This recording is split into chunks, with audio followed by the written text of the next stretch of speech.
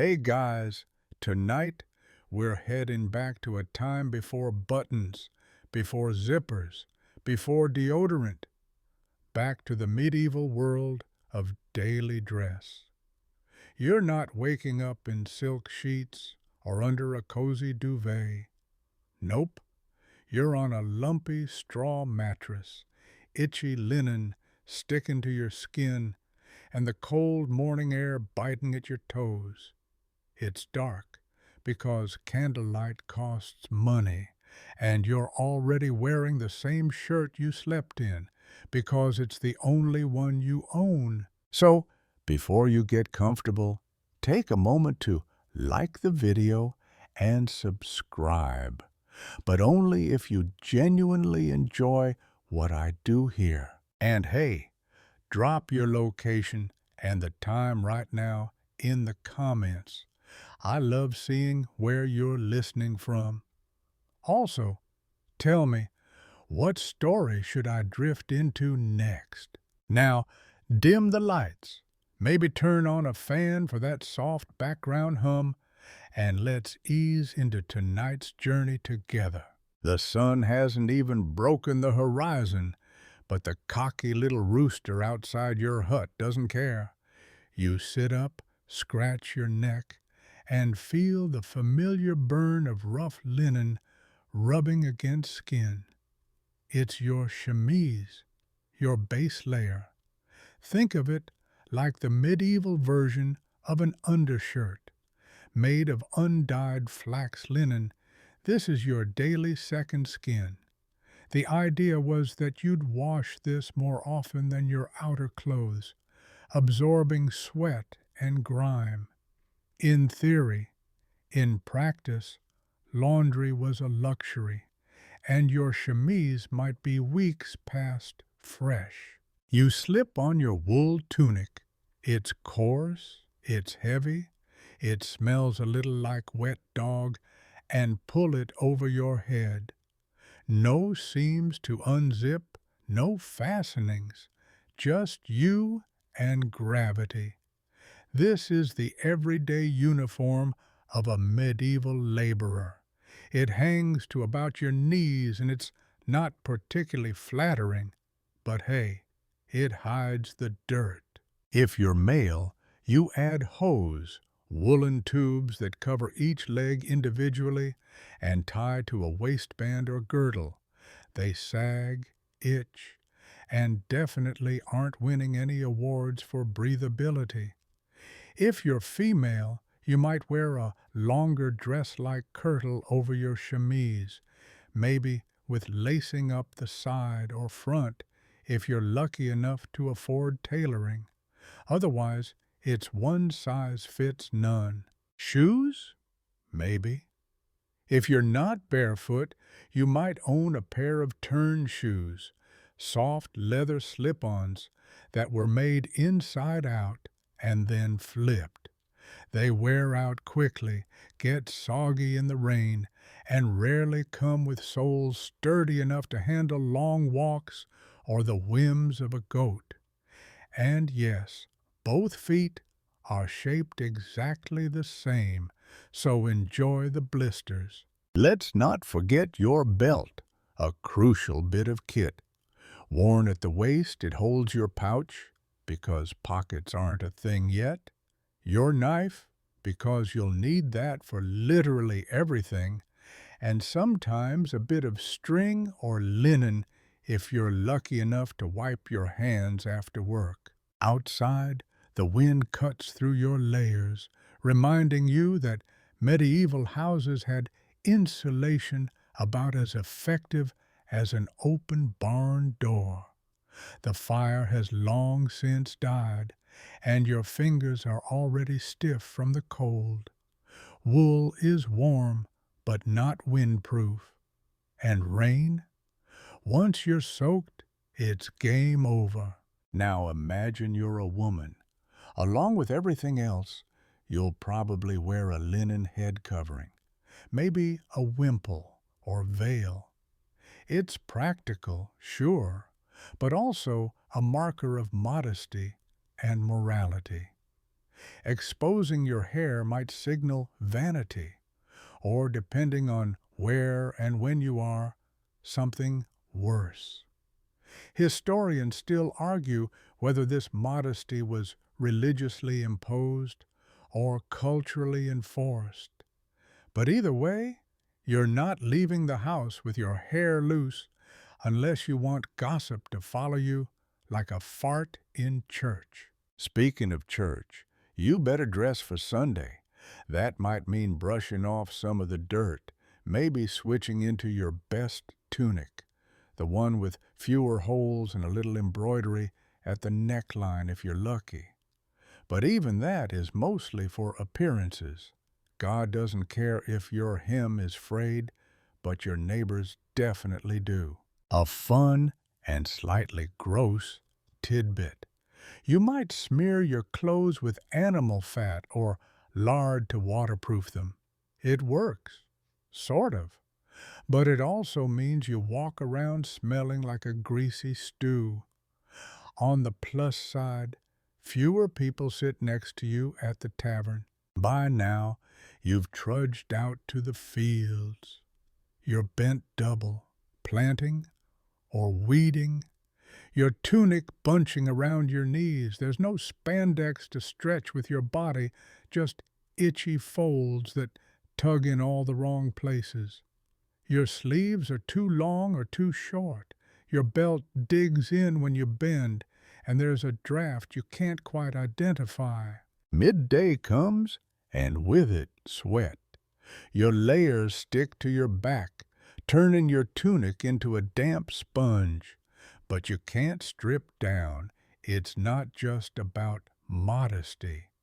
Removing clothing, even a layer, can mean exposure to thorns, insects, or sunburn, not to mention gossip. So you endure it. Everyone does. A quick modern aside, you know how we complain about clothes not having enough pockets? Imagine every single day trying to carry eggs, a knife, a coin or two, and maybe a half loaf of rye, all stuffed in a little leather pouch, dangling off your belt, bouncing with every step like an annoying sidekick. By nightfall, you're exhausted. You've wiped your hands on your tunic too many times. It's crusty now and smells like onions and sheep. You peel it off before bed, revealing the now truly disgusting chemise underneath. Maybe you hang the tunic over a beam. Maybe you sleep in it anyway because it's cold. There is no laundry basket. There is no backup outfit. Just you, linen, wool, and dreams of breezy cotton that won't exist here for another 600 years. You're not a peasant anymore. Let's rewind time just a little and re-enter this same world, but through a bigger door. Literally. You live in a stone manor. There are actual wooden floors beneath your slippers. You're nobility now, and with that title comes one thing above all: fabric. So much fabric. You wake in your bed. No straw mattress here, but it's still not exactly memory foam. Heavy drapes hang from the canopy to block the morning chill, and beside your bed is a carved chest. Inside, the day's armor awaits, not for battle, but for breakfast. Dressing for a noble is an act of theater. It's how you announce to the world what tier of the medieval pyramid you sit on. And spoiler, if you're not layering at least 4 garments, someone might mistake you for a merchant. The first layer is your linen chemise or shift. Yes, nobles wear them too, but theirs are often finer, softer, whiter. Think nicer pillowcase, but still itchy by modern standards. From there, it escalates fast. You slide into a doublet or cotte, a close-fitting garment that defines the upper body. It's often buttoned or laced, sometimes quilted for shape, and occasionally padded just enough to make you look meatier than you are. Because in this world, plump means prosperous. Then comes the hoopaland. Say that 5 times fast. This is a long, flowing robe with enormous sleeves that hang like window drapes. It's usually belted at the waist, flaring out in expensive folds, sometimes trimmed with fur or brocade. Men and women both wore versions of it. It swishes when you walk, it swooshes when you turn, and it whispers, "I own land." Women often wore long gowns with laced bodices and fitted sleeves, layered over that same base chemise. A sleeveless surcoat might go on top, a sort of medieval fashion vest, often with wide armholes that showed off the dress underneath. The more layers you could wear without collapsing, the wealthier you looked. It wasn't about comfort, it was about excess. Now the funny part, people were obsessed with tailoring, but only starting in the later Middle Ages. Early on, most clothing, even for the elite, was more sack than silhouette. But by the 14th century, tailors began shaping garments to the body with curved seams, buttons, and tight sleeves. Fashion was born. Historians still argue whether this shift came from Italy's influence or the accidental rise of the fitted doublet in French courts. But either way, things got snatched. Shoes for the noble class were bizarrely delicate. You might be wearing poulaines, pointed leather shoes that extended several inches past your toes like a duck's nightmare. The longer the point, the higher your status.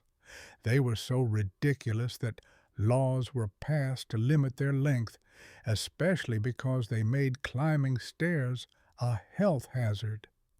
Let's just say nobody sprinted in poulaines. Over your shoulders, you throw on a mantle or cloak, sometimes lined with squirrel fur, if you're less wealthy, or ermine, if you're royal.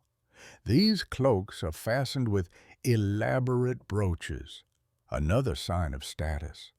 Gold, gemstones, maybe even enameled religious scenes. It's not just a fastener, it's a billboard. Let's not forget the head. If you're a noblewoman, your hair is not just tucked, it's architecture. Depending on the region and decade, you might wear a crespine, a kind of hairnet made of gold thread, a barbette, a chin strap holding your veil in place, or even a towering hennin, the pointy cone hat you've seen in every princess illustration ever. But those were real and sometimes over 2 feet tall. Windy days were a gamble. For noblemen, hats varied wildly, from simple felt caps to beaver fur monstrosities shaped like soft muffins. Feather plumes became a thing later in the Middle Ages because nothing says intimidating like a chicken appendage on your head. Getting dressed as a noble isn't something you do alone either. You've got servants, maybe a maid or valet, helping you lace, layer, and adjust. If you're royalty, you might have a whole wardrobe staff. No, really, the word wardrobe originally referred to the people who managed your clothes, not the furniture. These folks handled repairs, storage, and even perfume. Yes, perfume, because laundry still wasn't regular, even in castles. Speaking of perfume, some nobles stitched scented sachets into their garments. Imagine rose water or crushed herbs sewn into your sleeves to mask the Ouda horse manure wafting through your castle courtyard. Despite the extravagance, nobles weren't always comfy. Those layers could weigh over 20 pounds. Your sleeves might dip into your soup. Your tights could cut off circulation. Fashion was sacrifice. Looking good meant sweating profusely and possibly tripping over your own hem during a polite stroll. And yet, the stakes were high. Wearing the wrong garment could be seen as a political insult. If you arrived in dull brown wool when everyone else wore crimson damask, it wasn't just bad taste. It was borderline treason. Clothes spoke before you did. Now, here's a fringe tidbit. Some nobles lined their robes with cut-up manuscripts. Yep, actual parchment pages, sometimes old religious texts. Why? No one knows exactly. Maybe it was recycling, maybe status, maybe it was just the vibe. Historians still argue whether this was a desperate fashion hack or an intentional display of wealth meets wit. You glance in the polished bronze mirror, blurry, slightly warped, but enough to see you're layered, laced, belted, and bejeweled. You look magnificent. You also can't raise your arms above your shoulders. Priorities. As you step into the hall, trailing velvet behind you, remember this. In the Middle Ages, your clothes told the world everything. Who you were, what you owned, where you fit in or didn't. Color hits you like a sermon. You walk through the marketplace and suddenly realize the Middle Ages weren't all mud and burlap. They were red, blue, saffron yellow, pea green, and, if you were feeling bold and had very deep pockets, royal purple. But don't get too excited. Color wasn't just a matter of taste. It was a social code, a health hazard, and in some cases, a death sentence for your laundry. You spot a wealthy merchant swaggering past in a rich blue tunic. That particular shade, it means he's doing well, because medieval blue wasn't just mix water and paint. It came from woad, a pungent plant that required rotting, fermenting, drying, grinding, and a good dose of alchemy to produce anything close to color fast. And it stank. The process literally involved vats of urine. You hold your breath as he passes. Smells like success. If he'd been even wealthier, he might have worn crimson. That came from kermes, tiny beetles crushed into a deep, almost royal red. Hundreds of bugs painstakingly harvested, boiled, and processed. You basically had to commit insect genocide for a single cloak. But worth it? Apparently yes, because color meant power. Purple, that was really special. The legendary Tyrian purple came from sea snails, 1 drop per snail. Thousands of snails for 1 robe. The dye was so labor-intensive that by the 13th century, sumptuary laws, we'll get into those soon, restricted it almost exclusively to royalty. So, unless you're waving a scepter or crowned by God, step away from the purple. Now here's the kicker. Some of these colors were toxic. The bright greens, especially, were often made using copper-based compounds, including verdigris, a lovely green that slowly poisoned the wearer's skin. Scholars still argue whether the small amounts absorbed through clothes could cause illness, but given that you're sweating in those layers all day, it's not great odds. Fashion in the Middle Ages wasn't just a statement, it was a gamble. The poor, of course, weren't gambling much at all. Your typical peasant wore clothing in shades of brown, beige, or undyed gray. Not because they liked the aesthetic, but because dye was expensive. Getting your tunic dipped in even the cheapest vat of plant dye could cost days' wages. Most people made do with the keen, natural color of their wool or linen. Picture a crowd at a village fair, nobles shimmering like Easter eggs, peasants like the muddy path beneath their feet. But sometimes there were exceptions. Natural dyes like onion skins, walnut husks, and elderberries could produce subtle tints. So, every now and then, a peasant might show up in a yellowish smock or slightly bluish shawl, raising a few eyebrows and a lot of questions. Where'd you get that? Did your cousin marry a dyer? Speaking of dyers, this was a whole profession. Dyeing cloth was dirty, dangerous, and stinky, but highly specialized. A good dyer could mean the difference between a robe that faded in the rain and one that kept its jewel tone for years. The trade secrets were closely guarded. Some recipes were passed down like spells. Others were straight-up lies, invented to throw off competitors.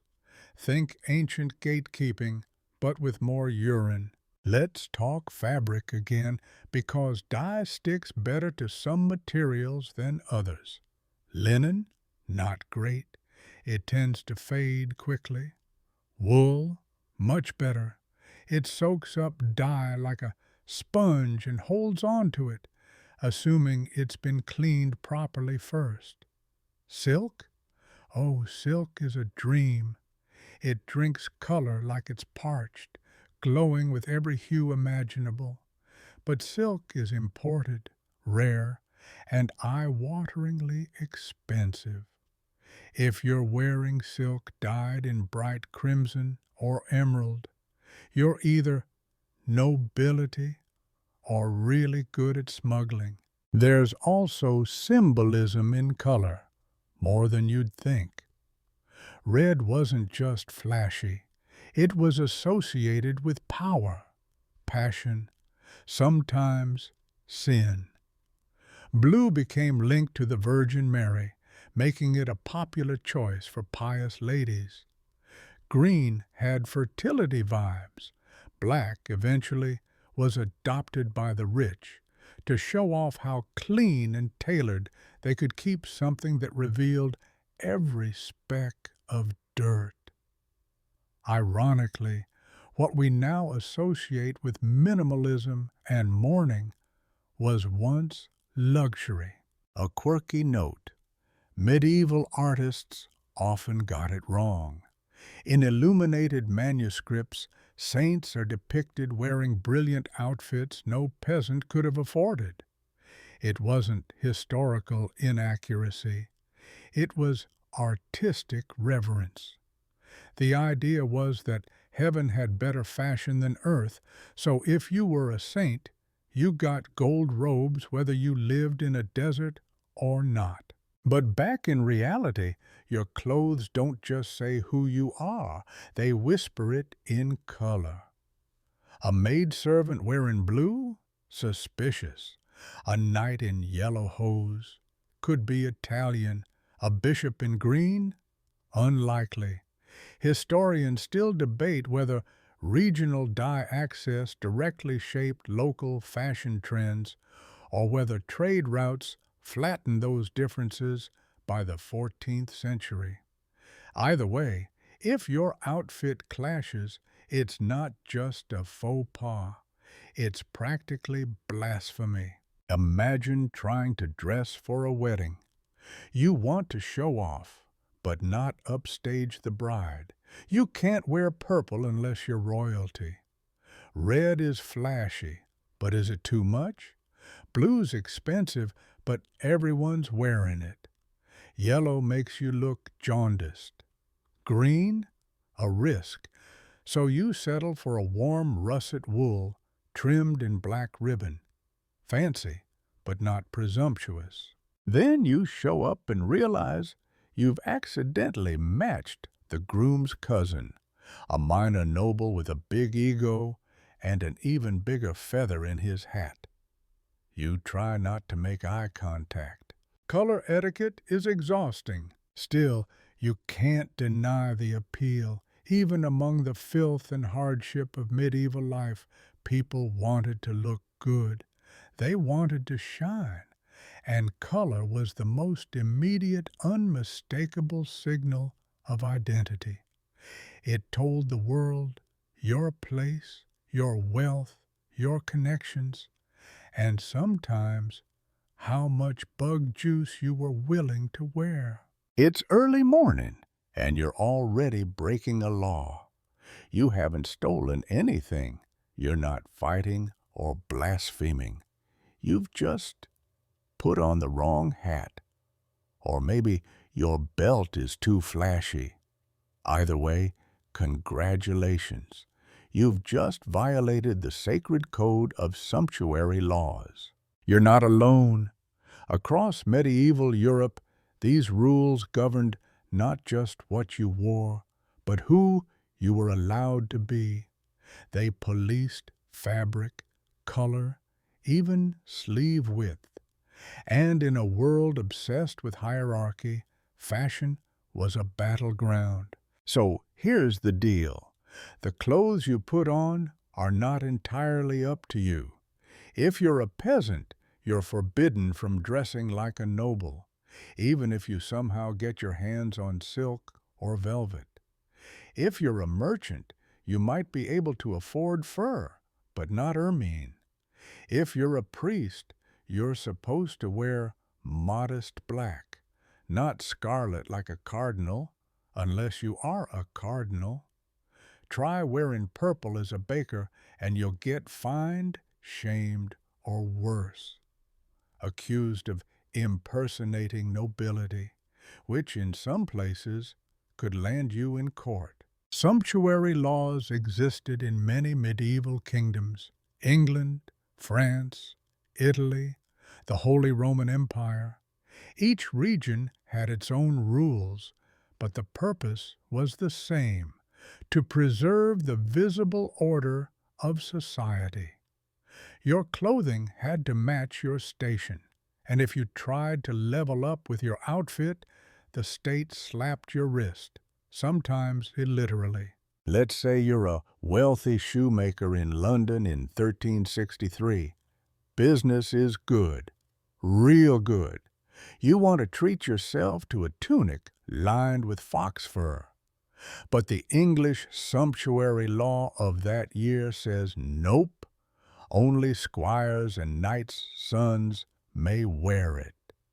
You can afford it, but you're not allowed.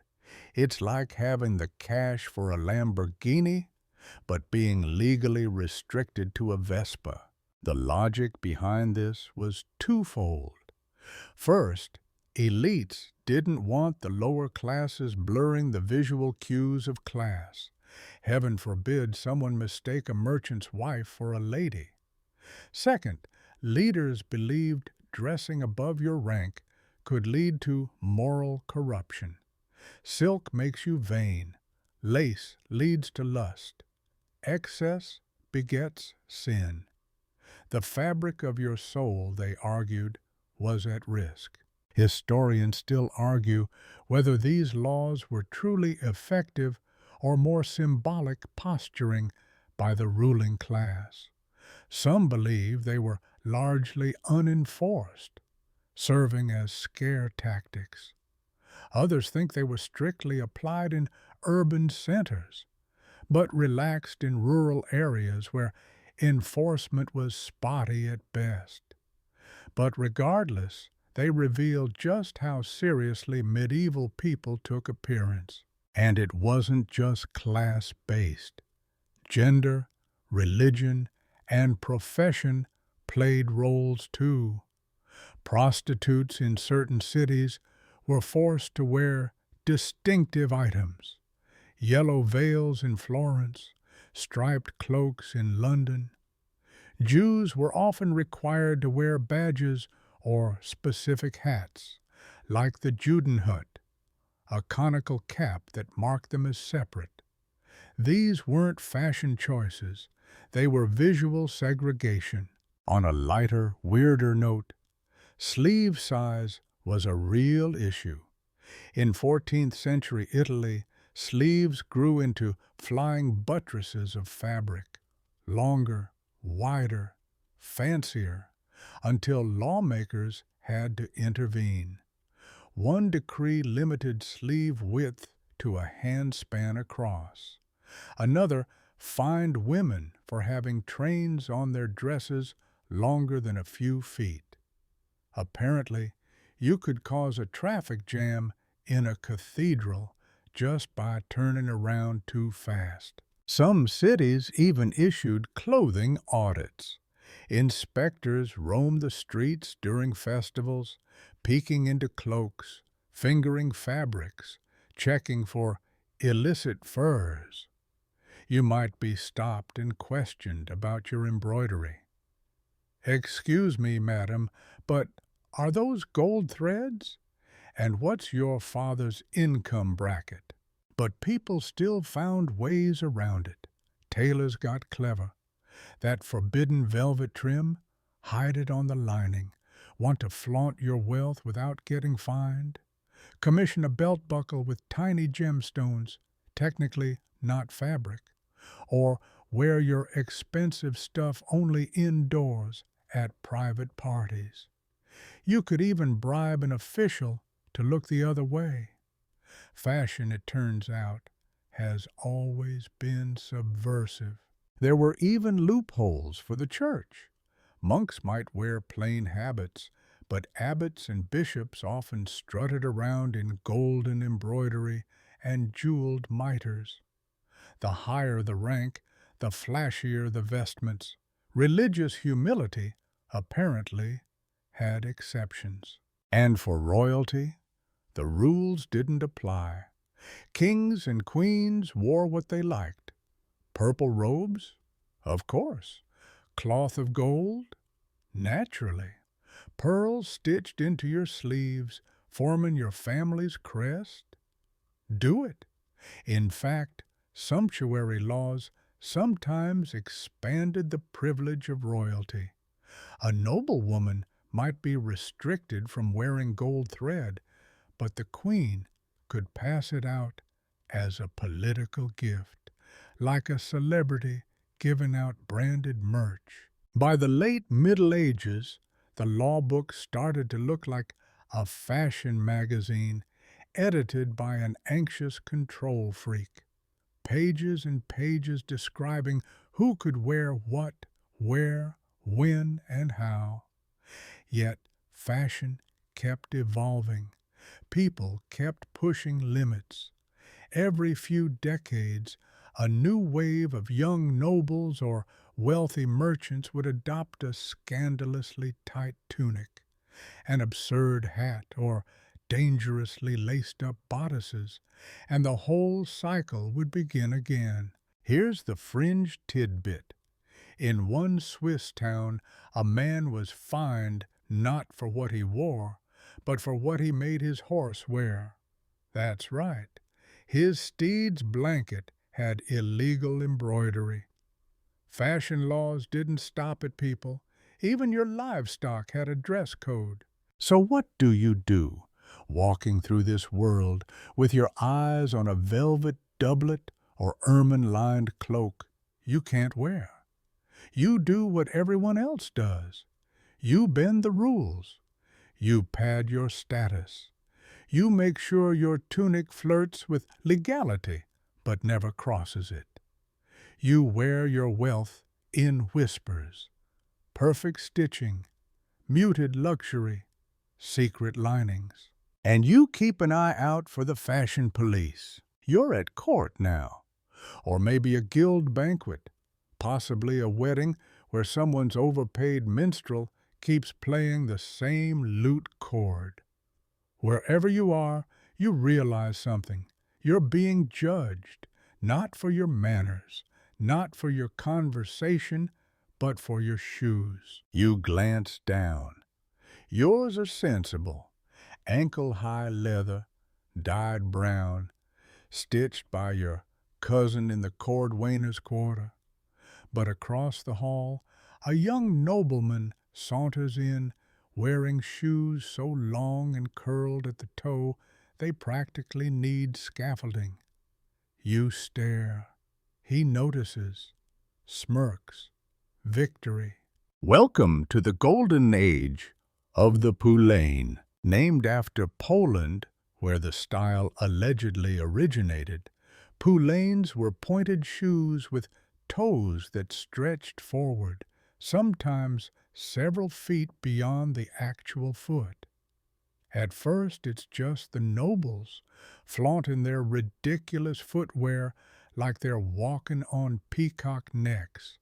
Then the merchant class joins in. Then their sons.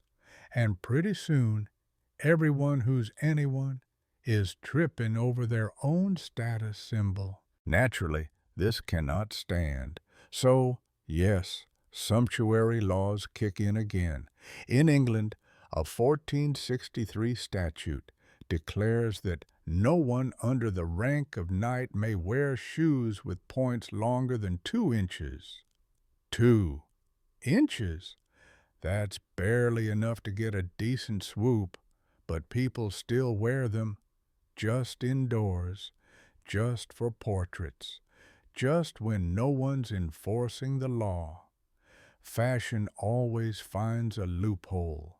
And while we're on feet, let's not ignore socks, or rather, hose, which in the medieval world meant close-fitting leg coverings that sometimes attached to your tunic via laces or ties. The rich might have hose made of fine wool, or even imported silk.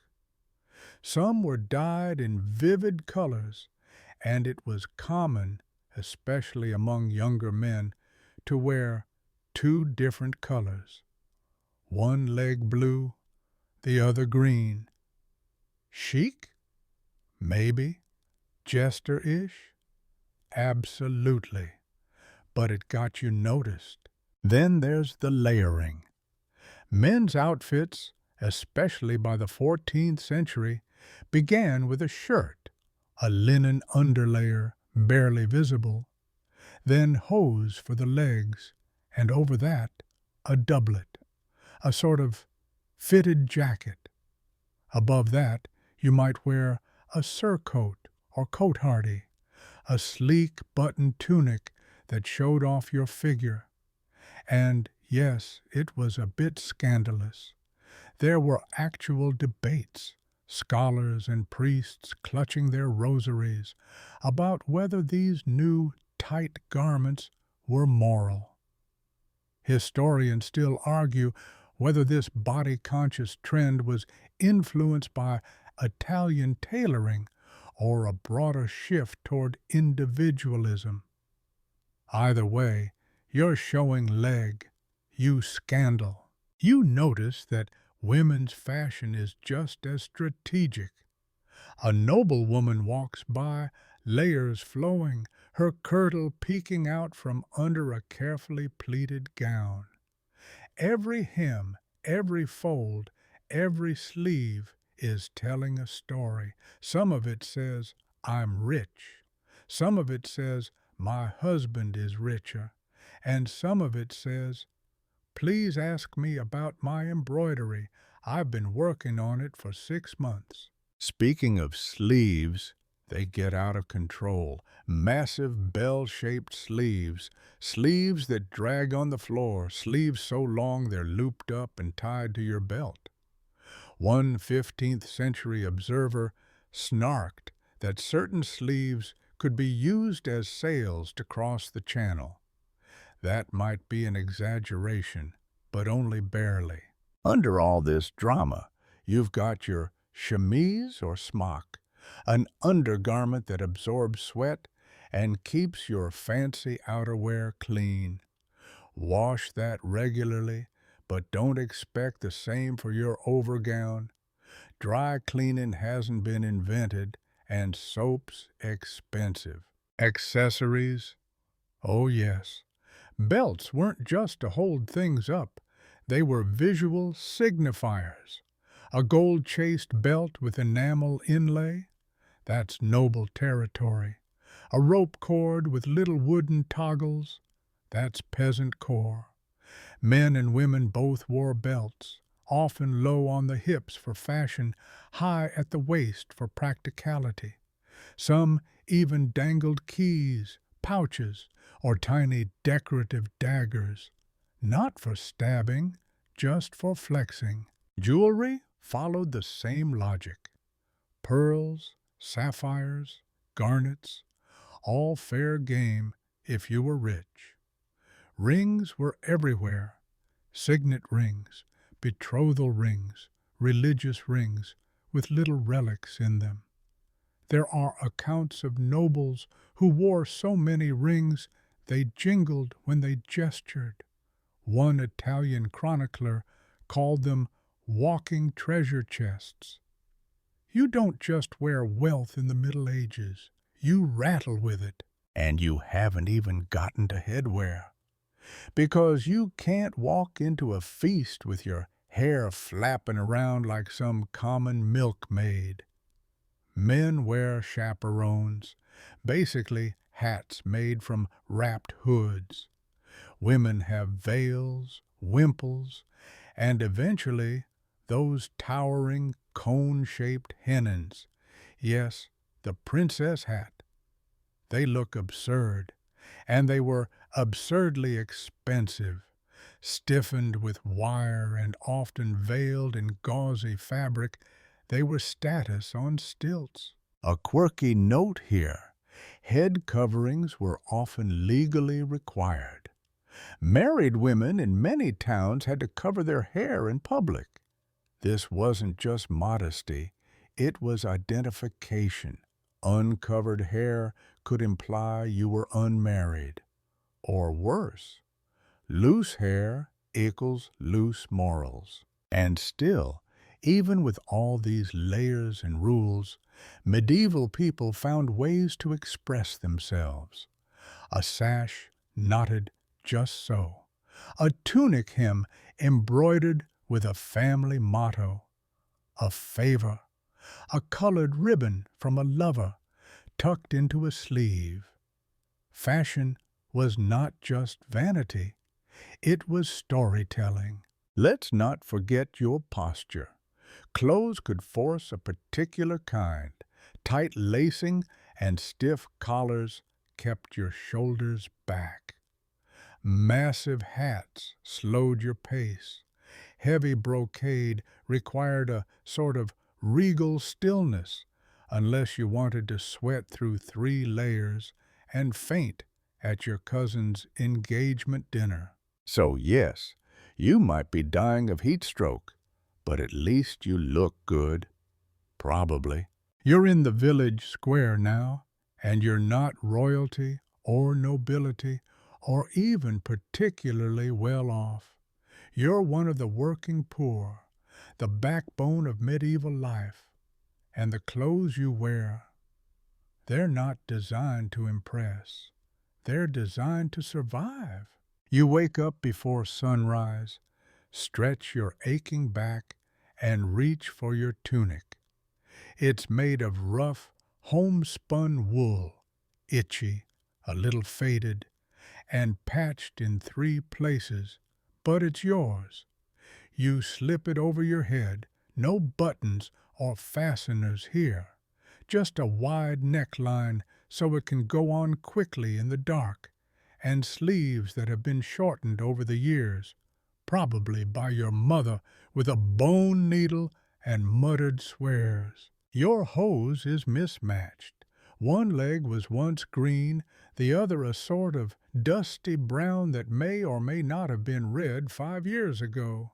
The toes are worn through, so you wrap your feet in linen strips before shoving them into your turn shoes, soft leather, hand-stitched, and already damp from yesterday's work in the fields. Welcome to peasant fashion, where necessity trumps style and status is a distant luxury. Clothing here is minimal. A tunic, hose, maybe a coif or cap, and if it's cold, a woolen cloak or hood. Under it all, if you're lucky, a linen shirt or chemise to protect your skin from the scratchy wool. Linen is prized, not just because it's cooler, but because it can be washed more easily than wool. It's a secret badge of hygiene in a world that doesn't smell great. Women's clothes are similar, long wool dresses called kirtles, worn over linen smocks. They're simple, tied at the waist with a belt, or just cinched with a bit of rope. A headscarf or veil is almost always present, keeps the hair clean, keeps the sun off, keeps nosy priests from muttering about virtue. On market days, the bold might add an apron or colored kerchief, but usually everything is dyed in earthy tones, browns, grays, muted greens. Peasant chic, if you will. Historians still argue whether rural folk cared about fashion at all. Some say peasants just wanted function, clothing to wear, repair, and forget about. Others argue that even the poorest tried to express themselves through dye, through stitching, through how they wore their belt or rolled their sleeves. After all, even a patched tunic can be worn with flair. And peasants didn't all live in mud huts. A skilled miller or blacksmith might own 2 tunics. A shepherd might splurge on a hood with decorative edging. There are records of rural women sewing embroidered initials into their garments, marking ownership or adding a touch of flair. Your world is small, but your sense of self, surprisingly resilient. If you're a child, your clothes are hand-me-downs of hand-me-downs. Everything is too big or too small. You tie it up, roll it, tuck it, and hope you don't grow another inch before next harvest. Shoes? Only for Sunday, if at all. Most kids go barefoot, even in winter, even through the mud. Your soles are practically armor by age 6. Let's not romanticize this. Peasant clothing was repetitive, coarse, and rarely washed. Soap was made from animal fat and lye, if you had it. Most folks rinsed their clothes in streams, beat them against stones, and dried them on bushes. Your cloak smells like smoke, your shirt smells like sheep, and your hair smells like whatever you had for supper 2 nights ago. But that's normal, that's life. Yet even in poverty, there's hierarchy.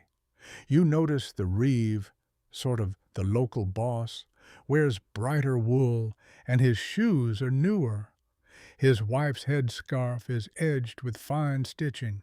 You, by contrast, have a tear near your hem that's been mended twice, once by your grandmother and again by your sister, each stitch a quiet legacy. Your belt is a strip of leather with a bone toggle. It holds your pouch, where you keep a knife, a crust of bread, and a lucky token, an old coin worn smooth. It's not much, but it's yours. The fringe tidbit of the day. In parts of medieval Scandinavia, people believed certain plants could dye clothes with protective powers. Wearing yellow from weld or blue from woad wasn't just fashion. It was a spiritual defense. Your granny swore her green apron warded off bad luck during lambing season. You're not sure if that's true, but hey, it didn't hurt. And yes, you might even have Sunday best, a slightly nicer tunic you only wear to church or weddings. It's kept folded in a chest, stuffed with herbs to ward off moths. When you wear it, you feel taller, cleaner, almost noble if you squint hard enough. Weather changes your wardrobe too. In summer, you hike up your tunic, wear fewer layers, and pray for a breeze. In winter, you bundle in layers upon layers of coarse wool. No thermals, no waterproofs, just faith in sheep. A scholar once noted that peasants wore their work, and it's true. Your sleeves are shiny at the elbows from repeated bending. The front is stained from kneading dough or gutting fish. The hem is stiff with dried mud. Fashion? No. But a kind of record? Absolutely. And you're not the only one preserving clothing like this. In some regions, clothes were passed down for generations. There are wills from the 14th century where people bequeath tunics, cloaks, belts, not gold, not land, just a well-made cloak or a cloak lining. That was valuable. So no, your wardrobe doesn't include brocade or velvet, but it tells a story, one of resilience, of practicality, of making do and mending, of carrying the literal weight of labor on your back every day through storms and famine and feasts.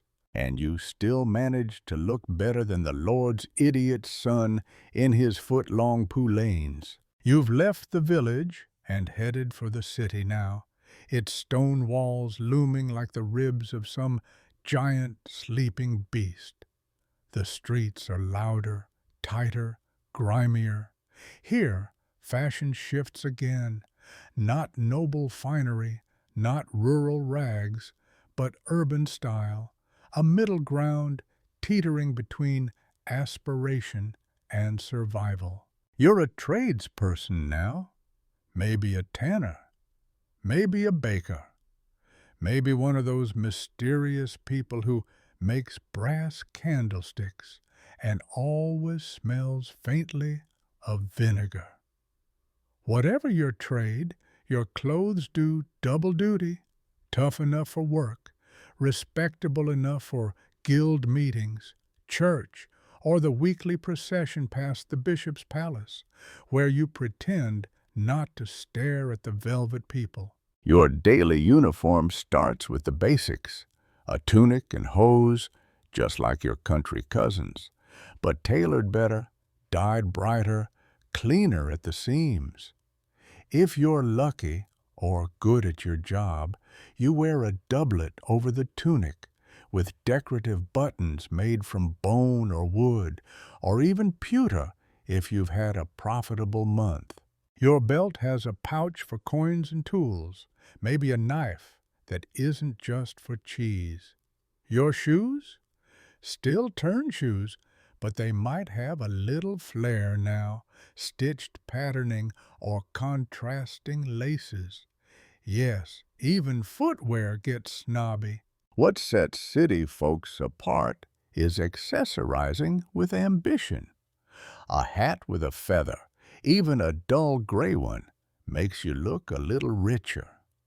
A narrow strip of fur on your collar hints that you know someone who knows someone in the fur trade. You're not nobility, but you're aiming in that direction, and every stitch says so. Women in town wear fitted gowns with longer sleeves, often lined in linen for comfort. A city woman's kirtle might be dyed in madder red, woad blue, or weld yellow, those famous plant dyes again. She wears a belt with keys because she runs a household, a shop, or both. And the head covering, always, often layered, linen coif, then a veil, maybe topped with a fashionable crespine, kind of a netted cap that makes your ears feel like they're inside a medieval croissant. Historians still argue whether the rise of urban guilds directly influenced fashion trends, or if it just gave more people the money to play dress up. Either way, the merchant class doesn't just want comfort, they want legitimacy. You want to be seen as respectable, so your clothes get cleaner, your buttons shinier, your choices more deliberate. Guild regulations occasionally add to this. Certain trades require specific garments, like fullers who wear heavy aprons soaked in urine. That's not a metaphor, it's literal. Urine helped clean cloth. And if you're a tailor, congratulations. You get to wear what everyone else wants, while grumbling about how no one understands the labor that goes into fitting sleeves. Speaking of sleeves, urban men are rocking the coat hardy now. It's snug, buttoned down the front, often short enough to show off your brightly dyed hose. Some versions flare at the waist, making your silhouette resemble an inverted tulip. It's both dignified and vaguely scandalous. That's the goal. Women begin to experiment more with layers, especially over gowns with side lacing, allowing a flash of color beneath. You might glimpse a girdle, a sort of long belt, sometimes with a decorative pendant that hangs low at the front. Very fashionable, possibly dangerous near open fires. Here's your quirky tidbit. In 14th century Paris, the city passed laws limiting how many buttons you could wear. Why?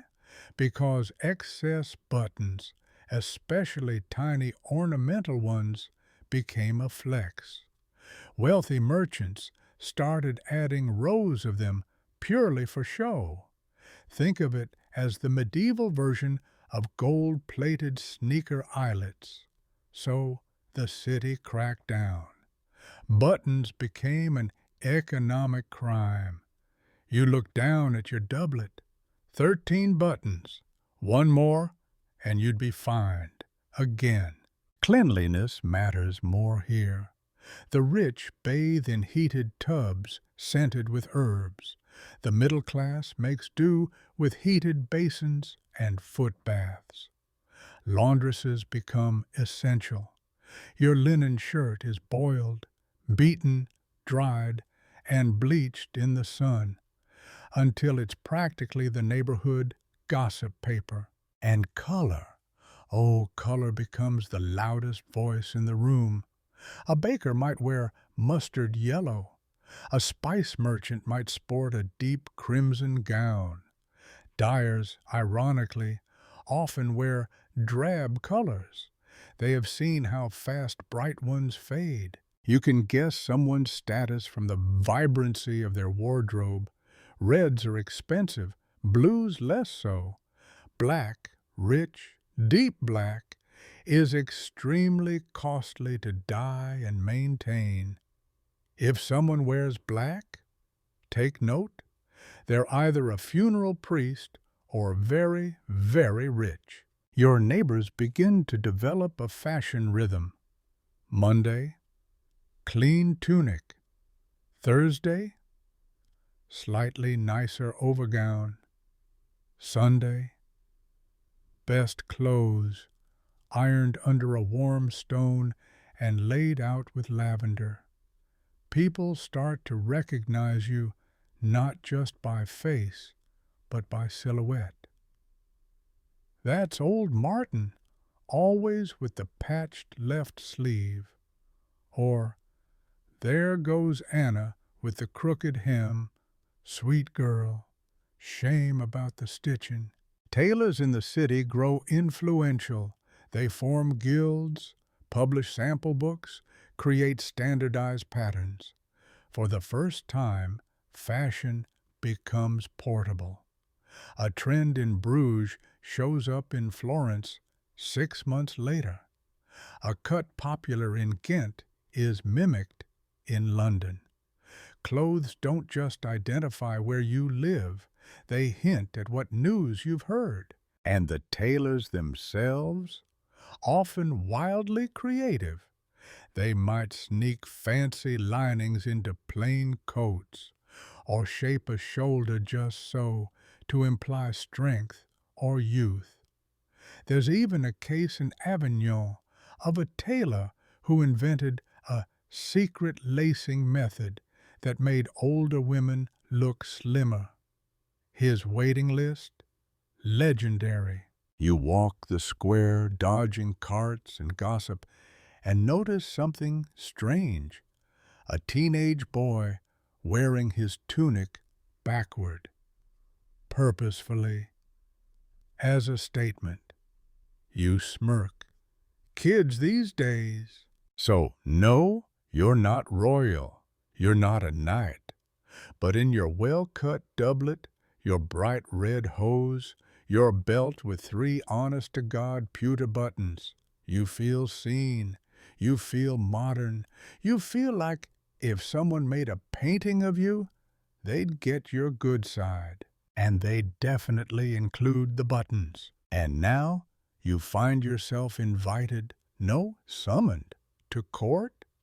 Not your usual dusty stone hall or guild square. This is the royal court, where status is stitched, embroidered, and displayed in layers upon layers of impossible fabric. Every thread is political. Every seam is a statement. Welcome to the fashion capital of medieval power, the glittering, paranoid, overdressed world of court dress. Your first impression? Overwhelming. The noise of silk rustling, the glow of candlelight bouncing off gold trim, the perfume of rosewater, ambergris, and just the faintest hint of anxiety. Because here, your clothing is a performance, and you're always being watched. Let's start with the men. The nobles are decked in houppelans, long flowing robes with wide sleeves that swallow your arms like drapes at a bishop's wedding. The cut is voluminous, and the fabric is absurd. Silk velvet imported from Italy, edged in fur so rare it has its own tax category. Some houppelans sweep the floor, others are dramatically belted high on the waist to create a bell shape, like an upside-down goblet with a head on top. Colors? Violently rich. Crimson, sapphire, forest green, deep black. Because, yes, sumptuary laws regulate who can wear what. And if you're caught wearing purple when you're not a royal, your fine might be more than your house is worth. But nobles, they flaunt it. They wear colors that cost more than livestock. They match their garments to the banners of their houses. One particularly ambitious count dresses his entire household staff in orange and blue just to remind everyone of his family crest. Historians still argue whether court fashion was dictated top-down by kings and queens, or if tailors and courtiers drove trends upward by competing for attention. Either way, you're now in a world where appearance is everything. Your clothes must hint at your wealth, flatter your figure, display your loyalty, and whisper subtle jabs at your rivals all at once. Hope you brought a good tailor. The women's fashion, equally dramatic. Picture a gown with a tightly fitted bodice and a skirt that pools like spilt wine. The sideless surcoat becomes a thing, essentially a dress with the sides missing, revealing the sumptuous gown underneath. It looks like someone forgot how clothes work, but it's deliberate, a way to show off layers, embroidery, and that tiny glittering belt you imported from Flanders. Let's not forget the headwear, which is its own competitive sport. We're talking hennins, those conical hats that look like they could skewer a pigeon if you turn too fast. They're covered in silk, sometimes with transparent veils cascading from the tip like bridal streamers. The taller, the better. One noble woman wears one so tall she has to duck through doorways sideways. It's not practical, but it's not supposed to be. That's the point. Your quirky tidbit. In one 15th century French court, hennins were banned after too many guests knocked over candles with them. Imagine starting a fire with your hat. That's fashion. Beneath all the layers, there's structure. Noble women wear kirtles laced tightly, with chemises beneath. Some pad their gowns at the hips to create that curved silhouette. Sleeves might be detachable, buttoned, laced, or even pinned, allowing one gown to appear as 5 different outfits, depending on the sleeves, underskirt, and belt. Clever, right? Even when flexing wealth, nobles still love a good wardrobe hack. And while nobles wear silks and velvets, they're not just picking shiny fabrics at random. Materials are a code. Silk? Imported. Expensive. Shows you have connections. Velvet? Symbol of refinement.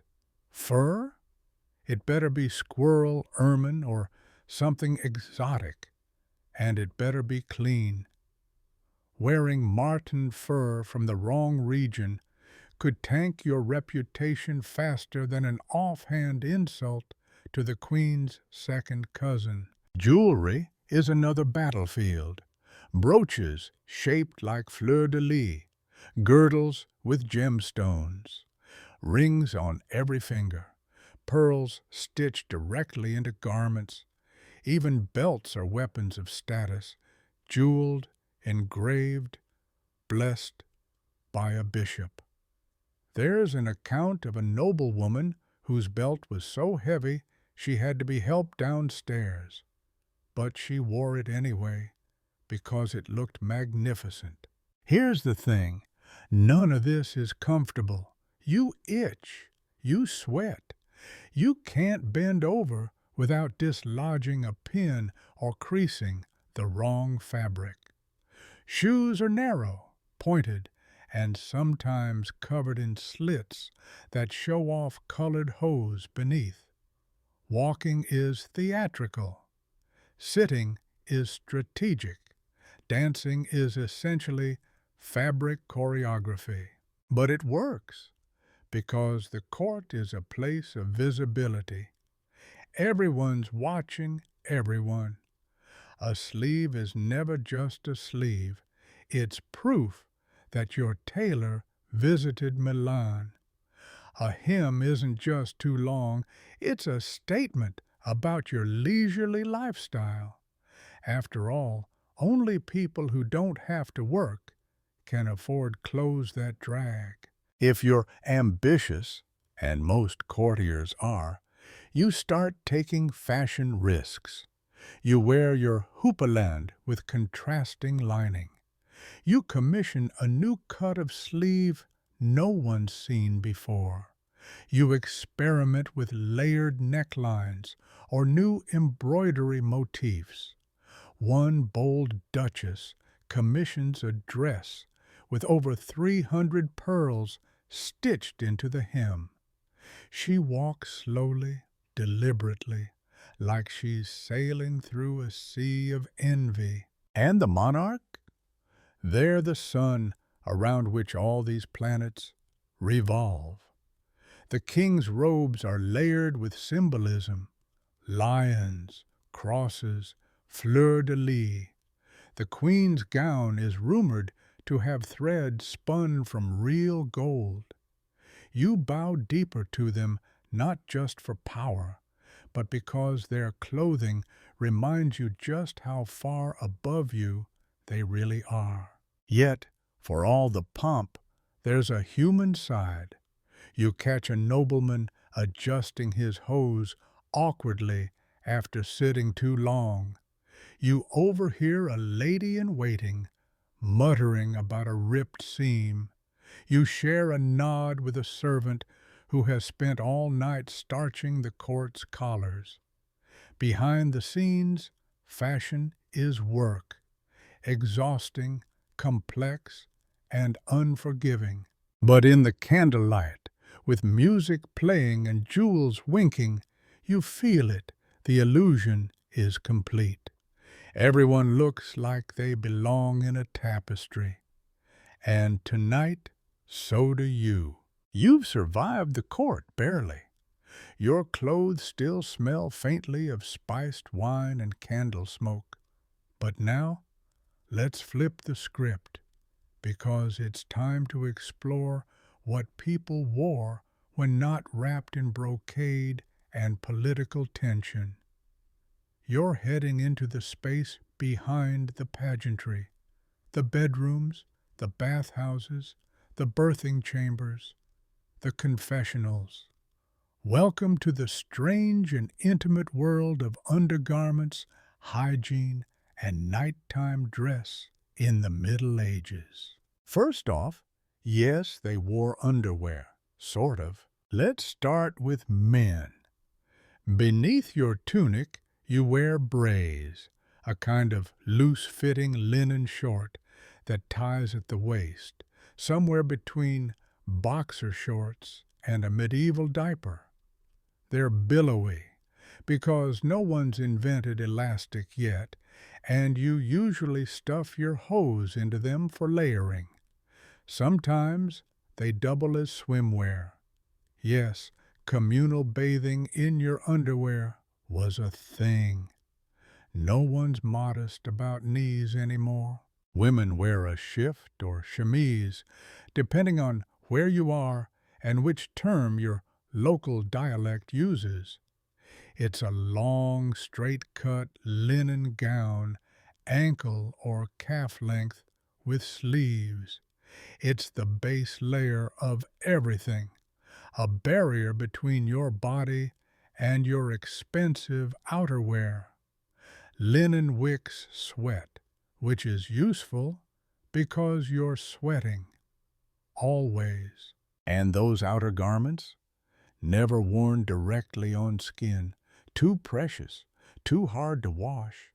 Your linen layer, the shift, is the real MVP of your wardrobe.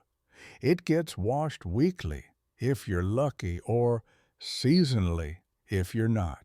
Historians still argue whether medieval people were truly dirty by our standards or simply had different cleanliness routines. They did bathe, especially in towns with public bathhouses. Monasteries even had bathing rules, but daily washing? Not really. You might wipe your face with a damp cloth in the morning, rinse your hands before meals, and change your chemise to feel fresh. Now, the bathhouse. Step inside one in 13th century Germany or France, and it's not what you expect. Wooden tubs, steam, candles, mixed company. Yes, men and women sometimes bathed together, though the rules varied by place and time. Bathhouses often doubled as social hubs and sometimes as brothels, which got them banned or regulated in more prudish regions. You soak in a heated tub with rosemary and lavender petals. Your bath attendant, probably a lower servant, scrubs your back with a linen cloth and offers you wine. You feel cleaner, maybe even royal, until you remember the water hasn't been changed since yesterday. For women, underdress becomes a kind of armor. In childbirth, a woman might wear nothing but her shift, with her hair unbound, a powerful symbolic gesture, signaling vulnerability and spiritual openness. There are prayers embroidered into the hems of birthing gowns. You might be wrapped in special cloths known as churchings, blessed after you survive labor. Yes, if you survive, because childbirth is treacherous. Then there's the night shift, not a job, but the thing you sleep in. You strip off your layers, light a tallow candle, and pull on your softest chemise. Linen again, always linen. If you're wealthy, your nightwear might be edged with lace. If you're poor, it might be the only shift you own. Beds vary wildly. A noble's bed is a canopy of carved wood and curtains thick enough to block drafts and gossip. Feather mattresses, wool blankets, sometimes small embroidered pillows that smell faintly of lavender or rosewater sachets. You sleep curled like a shrimp because the idea of lying flat is associated with death. For real. If you're a peasant, your bed might be straw stuffed into a coarse sack, shared with your spouse, your kids, your dog, and possibly a chicken. You sleep in shifts and you keep your hat on because nights are cold and that thatch roof leaks.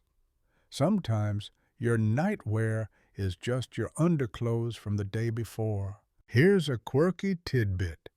In some monasteries, monks were forbidden from removing their undertunics at night. Too much comfort was considered a moral risk. Imagine trying to fall asleep in a wool tunic on a wooden slab in February with your supervisor 2 feet away. No, thank you.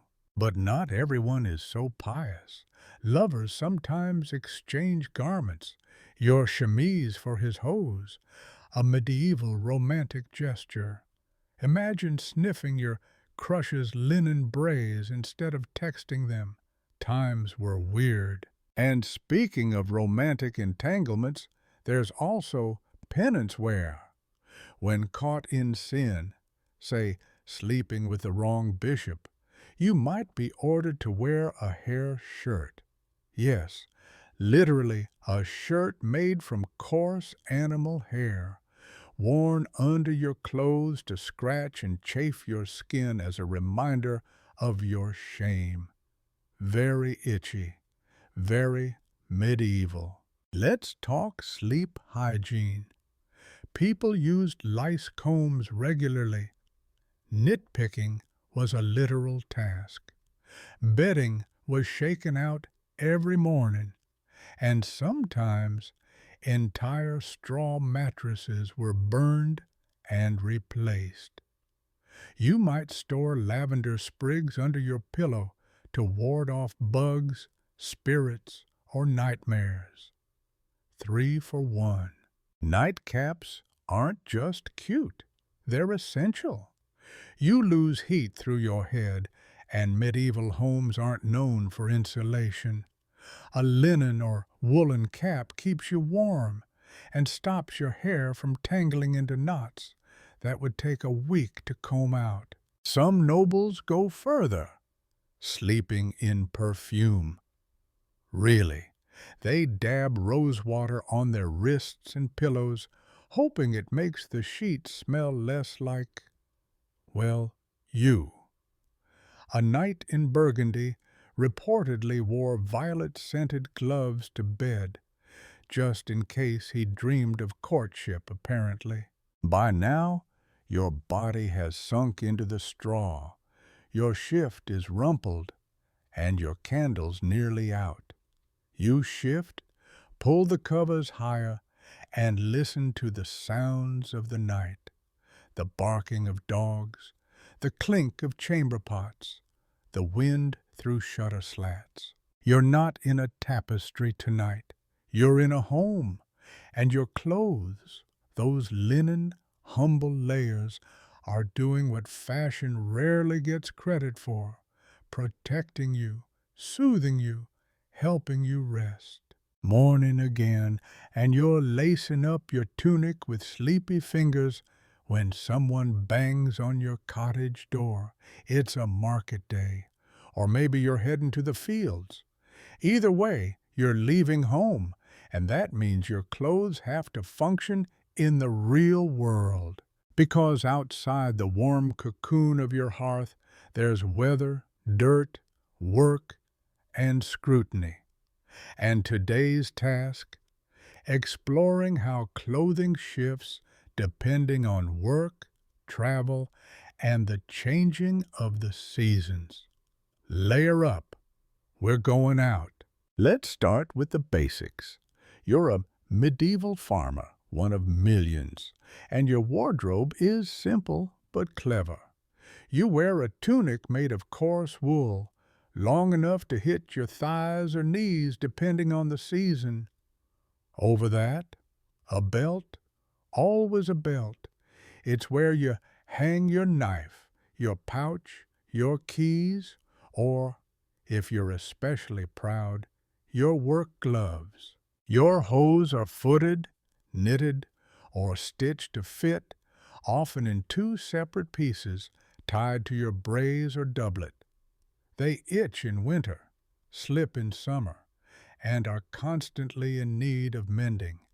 But they keep your legs warm, and when your legs are your livelihood, that matters. Shoes? Turn shoes made from leather, soft-soled, not great in mud, and even worse, in snow. You often stuff them with moss or straw in winter. You dream of pattens, those wooden overshoes that rich folks wear to lift themselves above the filth, but you make do. And over all of this, your cloak. It's the one garment that crosses class lines. Everyone wears cloaks, but not all cloaks are equal. Yours is a semicircle of rough wool, clasped at the shoulder or tied at the throat. When it rains, it soaks. When it freezes, it stiffens. But it's versatile. You can wrap yourself in it to sleep, drape it over a cart, or use it to carry kindling. Now imagine you're not a farmer, but a merchant on the road. Your clothing shifts. Shorter tunic for mobility, fitted hood, called a cowl, for protection, leather satchel slung over one shoulder, Your hose are better made, your shoes reinforced. You probably wear a surcoat, a kind of sleeveless robe over your clothes, marked with your guild emblem if you want to advertise. Traveling clothes must be layered. You can't predict the weather. You might leave under a clear sky and arrive in sleet. So you dress smart. Linen closest to the skin, then wool, then your outer layers. If you're lucky or loaded, you wear a gambeson under your cloak, a padded jacket meant for both warmth and blade protection. Even bandits hesitate when they see quilting. Here's your mainstream fact. Travel in the Middle Ages was slow, dangerous, and done on foot more often than on horseback. Horses were expensive. You walked, and that meant shoes wore out fast. So fast, in fact, that many travelers carried an extra pair tied to their belts, just in case. But let's say you're part of a guild, maybe a baker or weaver. Your clothing marks your trade. Bakers often wear aprons that wrap nearly to the knee. Weavers might use woven belts or brightly dyed sleeves as a way to advertise their skills. Shoemakers, their shoes are suspiciously well maintained. There's pride in workwear. It's not fancy, but it's functional and personalized. A blacksmith's sleeves might be singed at the edges. A fishmonger's cloak may reek of brine, but keeps out the wind on coastal mornings. And the seasonal shift? Oh, you feel it. Spring is muddy, so you wear shorter hems. Summer is brutal, so you go sleeveless or switch to bleached linen. Fall means layering. And in winter, well, winter's a fashion crisis. You stack every garment you own, wrap your feet in rags, and tuck herbs in your pockets to ward off chills and spirits alike. A quirky tidbit. In some regions, people wore heated stones or small bricks tied in cloth and tucked under their cloaks to warm their laps during long rides or masses. Portable, medieval heat pads. Seasonal clothing doesn't just reflect temperature, it mirrors ritual and rhythm. In Lent, people wear plainer garments. During harvest festivals, even peasants might wear garlands or floral embroidery. Winter solstice sees the revival of furs, even among those who normally wouldn't dare. Now, if you're wealthy and traveling, things change drastically. You ride in covered litters or coaches.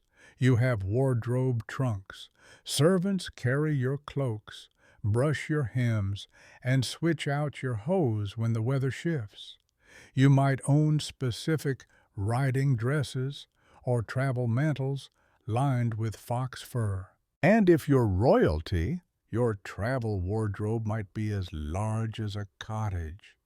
There's a case of Eleanor of Castile traveling with over 100 garments, including different cloaks for different regions, because colors had local meanings and diplomacy begins with fabric. Of course, all this takes maintenance.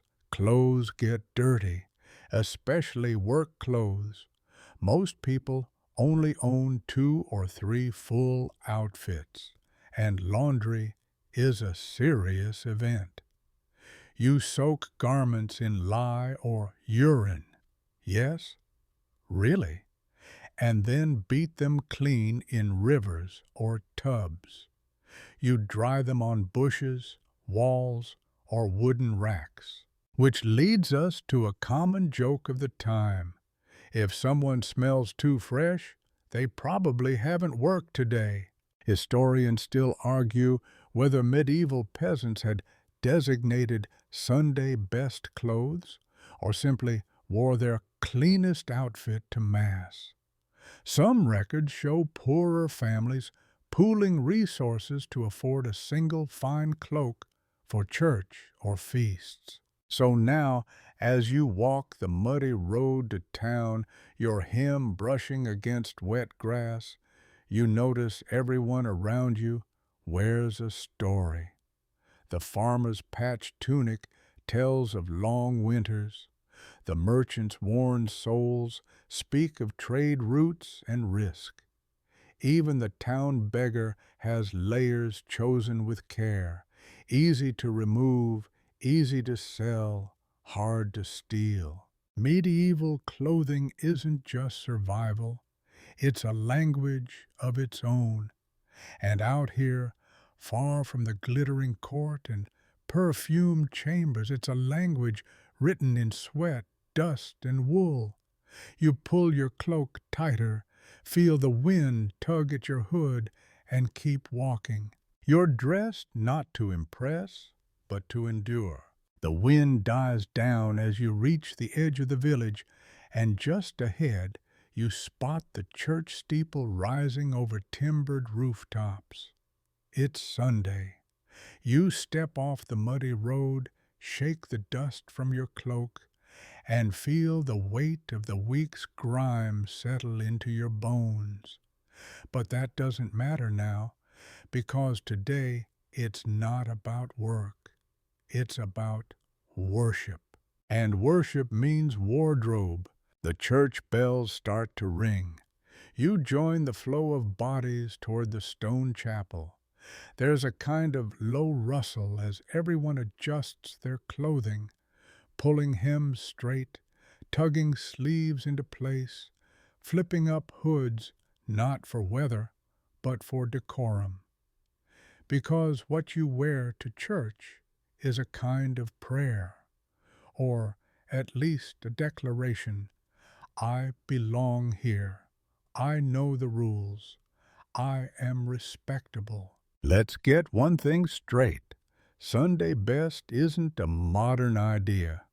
Even in the Middle Ages, people made an effort for holy days.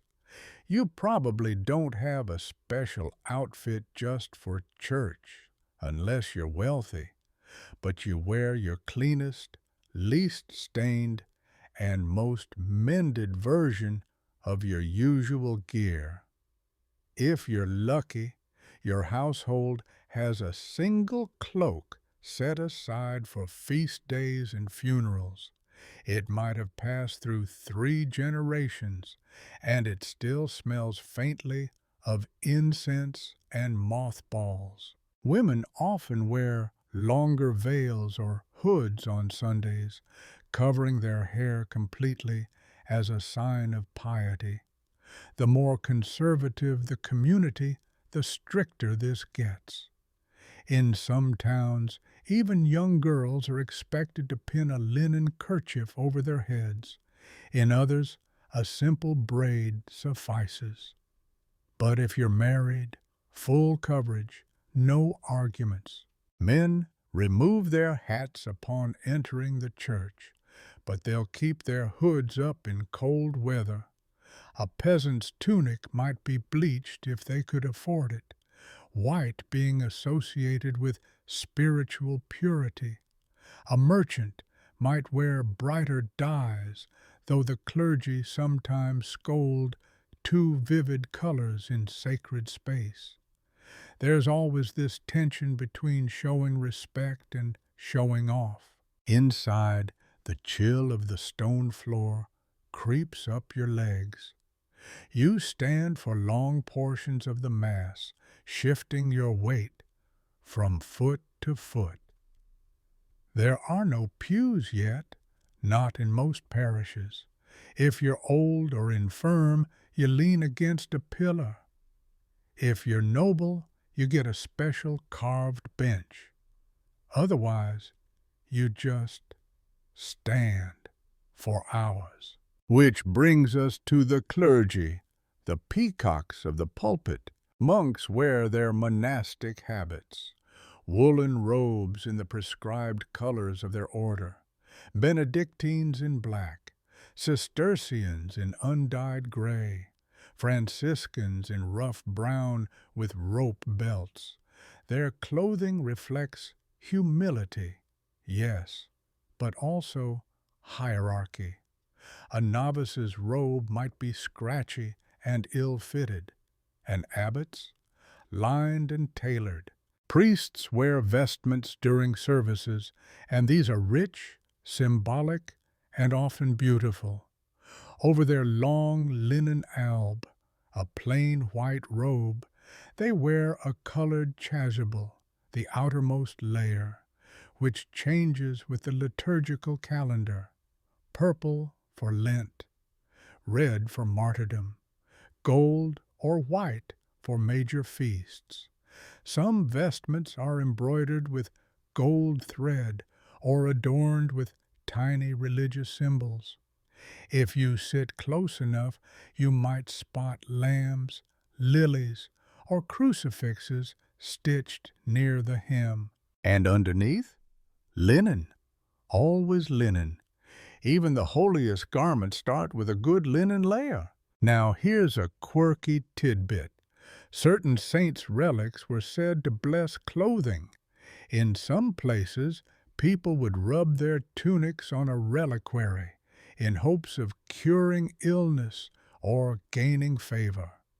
There are records of children's shifts being passed over the bones of saints before being worn on special days, just in case divine protection came in thread count. If the church is rich, its clergy gleam. Churches were among the few places in the village where you might see silk or cloth of gold. Some priests were accused of vanity for their robes.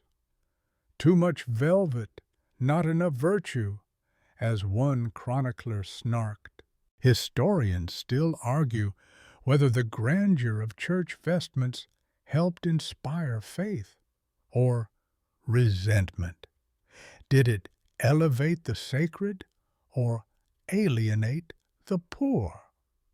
One thing's certain: people noticed and they gossiped. Now, shift the scene to a religious festival, say Corpus Christi or a major saint's day. Everyone turns out in their finery. Flags flutter, bells ring, and even the poorest wear extra ribbons or a scrap of red cloth for good luck. Children are dressed like miniature saints, and some boys march in borrowed clerical robes during the procession. Girls wear garlands of fresh flowers, often hand-picked that morning, still dusted with dew.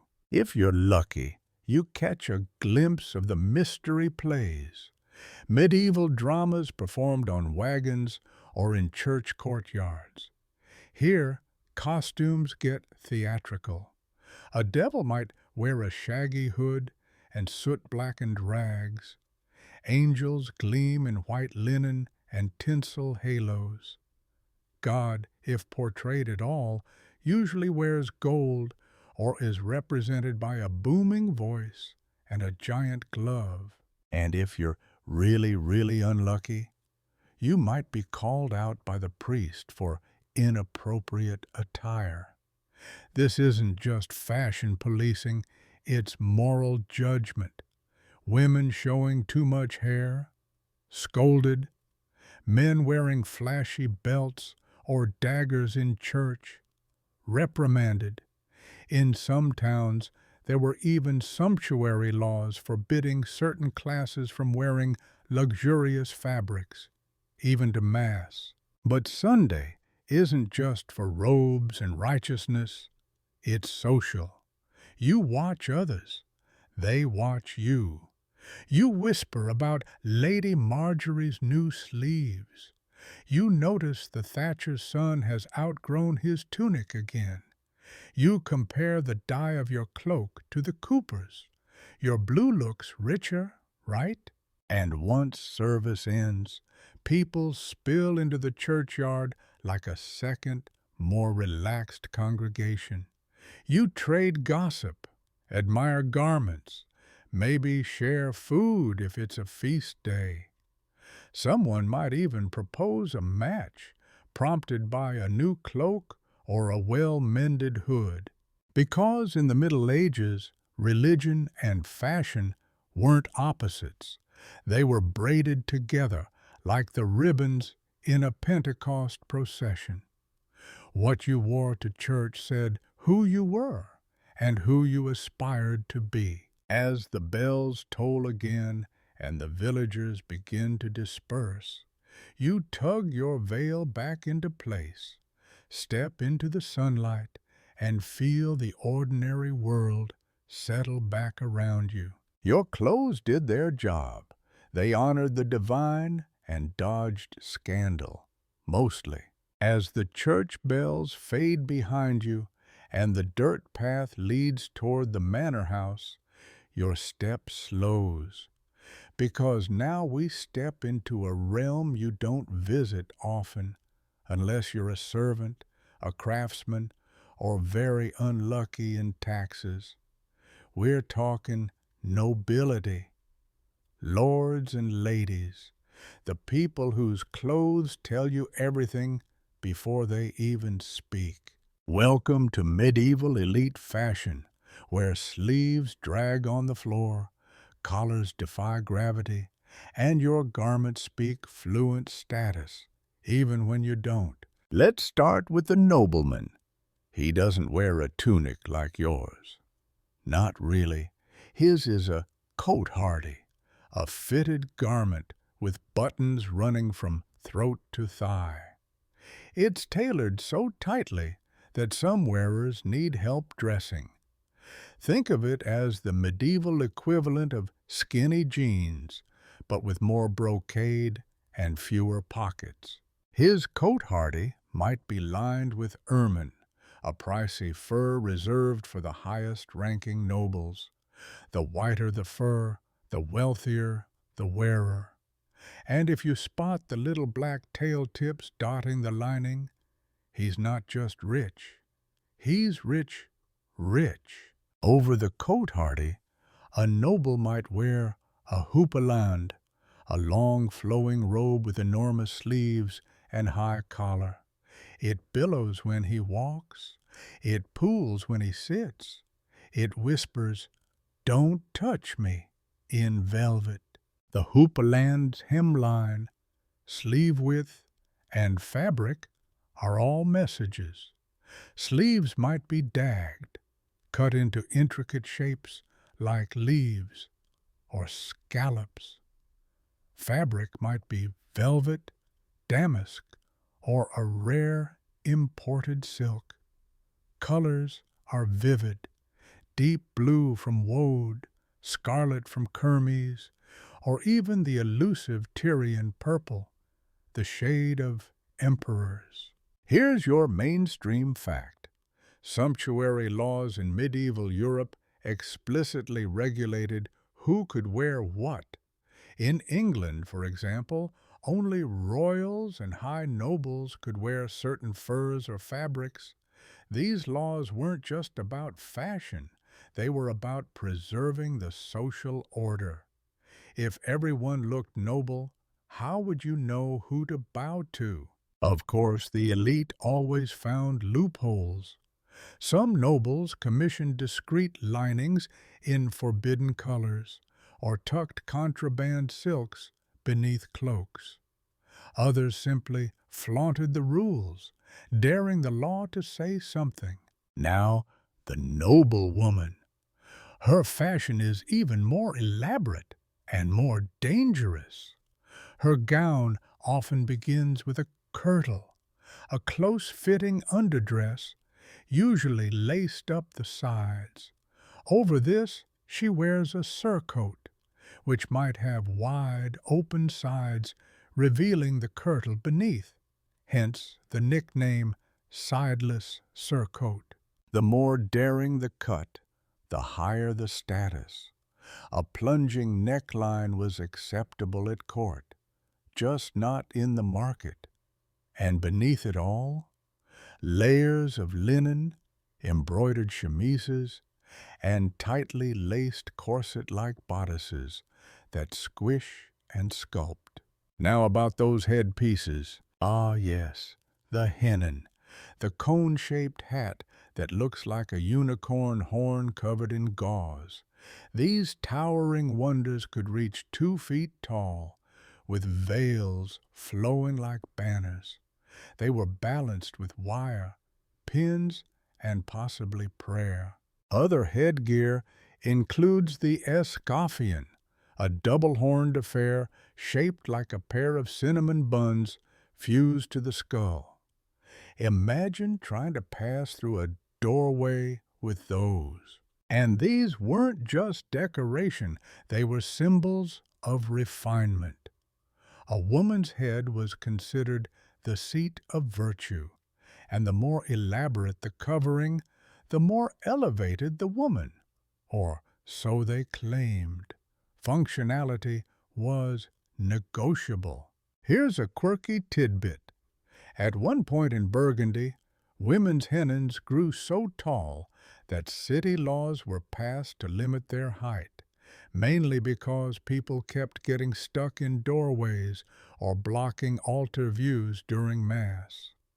Imagine your fashion trend needing an architectural solution.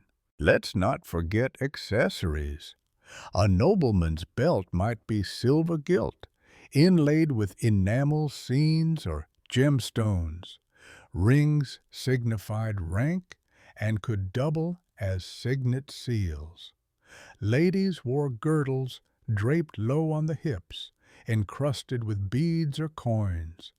Gloves weren't just worn, they were perfumed, embroidered, and exchanged as tokens of favor. Even fabrics weren't just chosen, they were named. You don't just wear red, you wear sanguine, carnation, or miniver pink. These shades had pedigree. A particular blue might be named after a saint's icon, a certain green reserved for spring courtships. And these garments required an army. Tailors, seamstresses, embroiders, weavers, dyers. Dozens of specialists worked months to produce a single gown.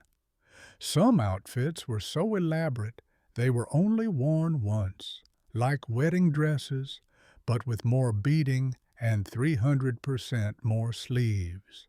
Historians still argue whether these lavish garments were meant to attract admiration or enforce submission.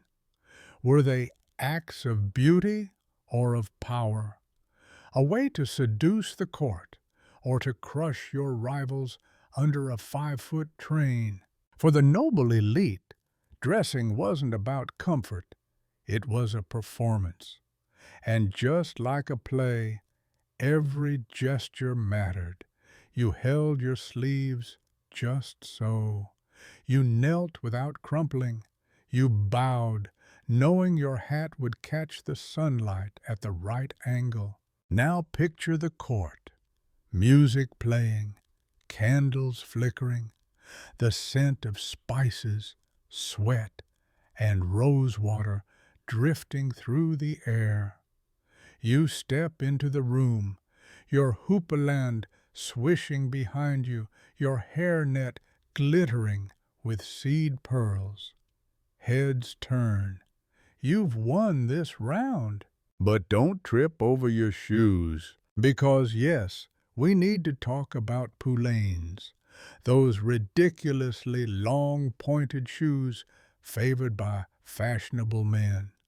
Some reached over 18 inches beyond the toe and had to be tied to the shin to prevent tripping.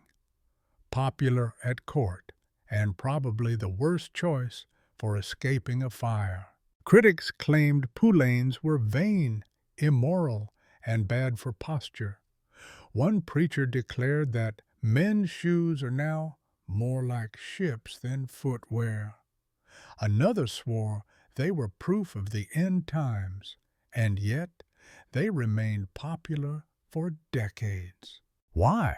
Because the medieval noble didn't dress to move, he dressed to dazzle, to shock even, and to remind everyone around him, I am not like you. I don't plow fields or mend fences. I glide, I shimmer. I represent wealth made visible, stitched into velvet and edged with gold. As you leave the manor's shadow, eyes blinking after all that glitter, you notice something odd.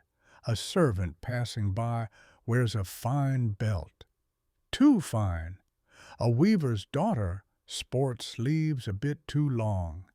You smile, because fashion always trickles down, slowly, rebelliously, and the line between court and cottage frays a little more with every borrowed ribbon. By now, your eye has adjusted to velvets and hennins, and your nose is almost used to the whiff of perfumed gloves. But step back across the manor gates, down toward the town, and you enter a place where clothing takes on a new dimension. The world of tradespeople and guilds, where what you wear doesn't just reflect who you are, it declares what you do. You pass the open shutters of a carpenter's shop. A man leans over a workbench, tunic sleeves rolled up to the elbow, sawdust clinging to the wool. He's not dressed like a peasant, but he's no noble either.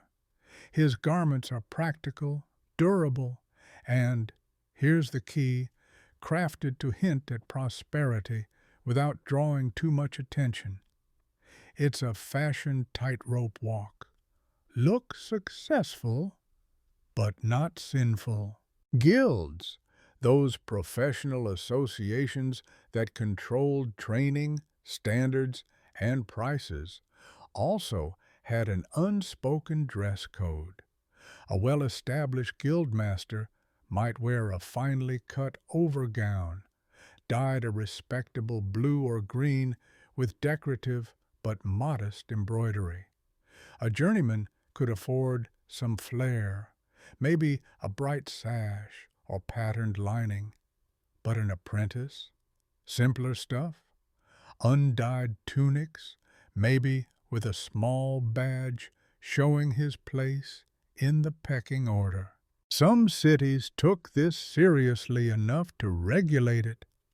In Florence, for example, cloth dyers couldn't wear silk, not because they couldn't afford it, but because it might blur class lines. In London, a baker showing up in velvet might attract more stares than a noblewoman in a hennin. And ladies in trade, they had their own codes. A woman who owned a shop or inherited her husband's business might wear a sturdy gown with modest detailing, but her apron was immaculate, always. That apron wasn't just functional. It said, I'm serious. I run things. You can trust me with your silver. Now here's your mainstream historical fact. Many towns required guild members to wear distinctive hoods or colors during festivals and processions. These weren't costumes, they were branding. A butcher might wear a red sash, a fishmonger, sea green, a blacksmith, something soot-friendly. This created a kind of walking billboard, perfect for civic pride and polite rivalry. But tradespeople also had wardrobe quirks that set them apart. Take the tanners, for example. Their work was so pungent, think animal hides, lime, and urine, that their clothes were almost always stained. The smell clung. Some cities forced them to live outside town walls. Others made them wear a specific shoulder badge, so you could politely avoid them in the market. And yes, even medieval people plugged their noses. Or the tailors themselves. those who made everyone else's clothes. Tailors often dressed just a little sharper than expected, not ostentatious, but subtly better stitched, cleaner lined. It's the fashion equivalent of a hairdresser's great haircut. You'd think, maybe he can make my sleeves look less like I got attacked by a goose. And don't forget hatters. Some of the most experimental fashion came from them. Conical caps, fur-lined winter hats, brimmed chapeaux. Hats were often the one accessory that tradesmen could push the limits on, plus the height of your hat, a bit of a status flex. Then there were the students and clerks, with their ink-stained fingers and slightly threadbare robes. They belonged to a world of parchment and debate, not trade. Most wore long gowns, black, gray, or brown, with cowls or modest hoods.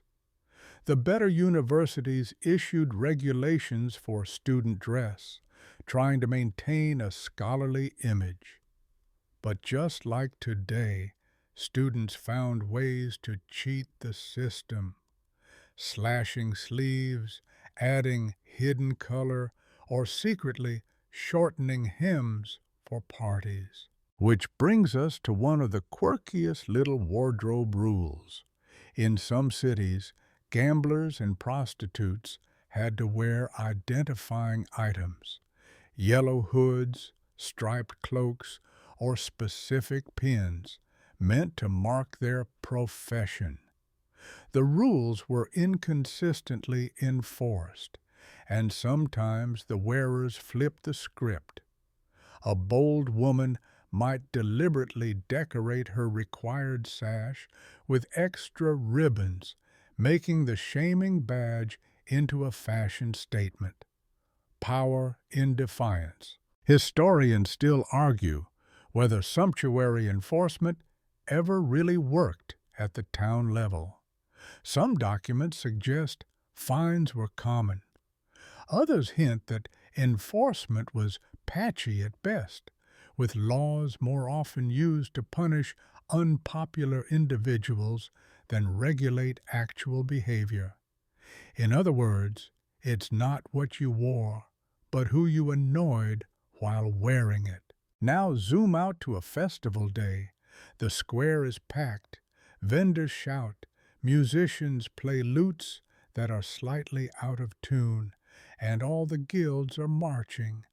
A brewer passes, tunic stained with hops, but wearing his best cloak, a heavy wool number with silver fastenings that clink as he walks. A baker's apprentice balances a tray of sweet rolls while his master grins beneath a starched linen coif. A shoemaker tosses coins to a juggler, and there's the town midwife, wearing the blue kerchief she's known for, signaling trust, wisdom, and maybe a few whispered secrets. Look closer.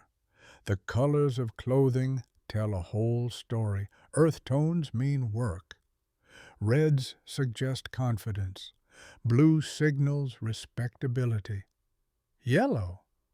Well, depends who's wearing it. You spot a widow in gray wool with carefully mended cuffs. A young couple in matching green surcoats. Newlyweds, you guess, still showing off their trousseau.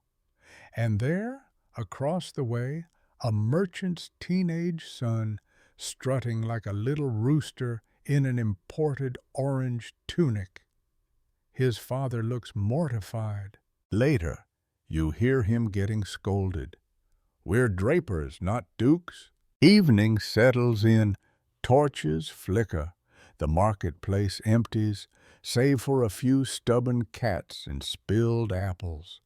In the hush, you notice how many shoes are patched, how many cloaks double as bedding, how many seams carry stories of promotion, inheritance, illness, or love. The town's clothing is never static. It shifts like the seasons.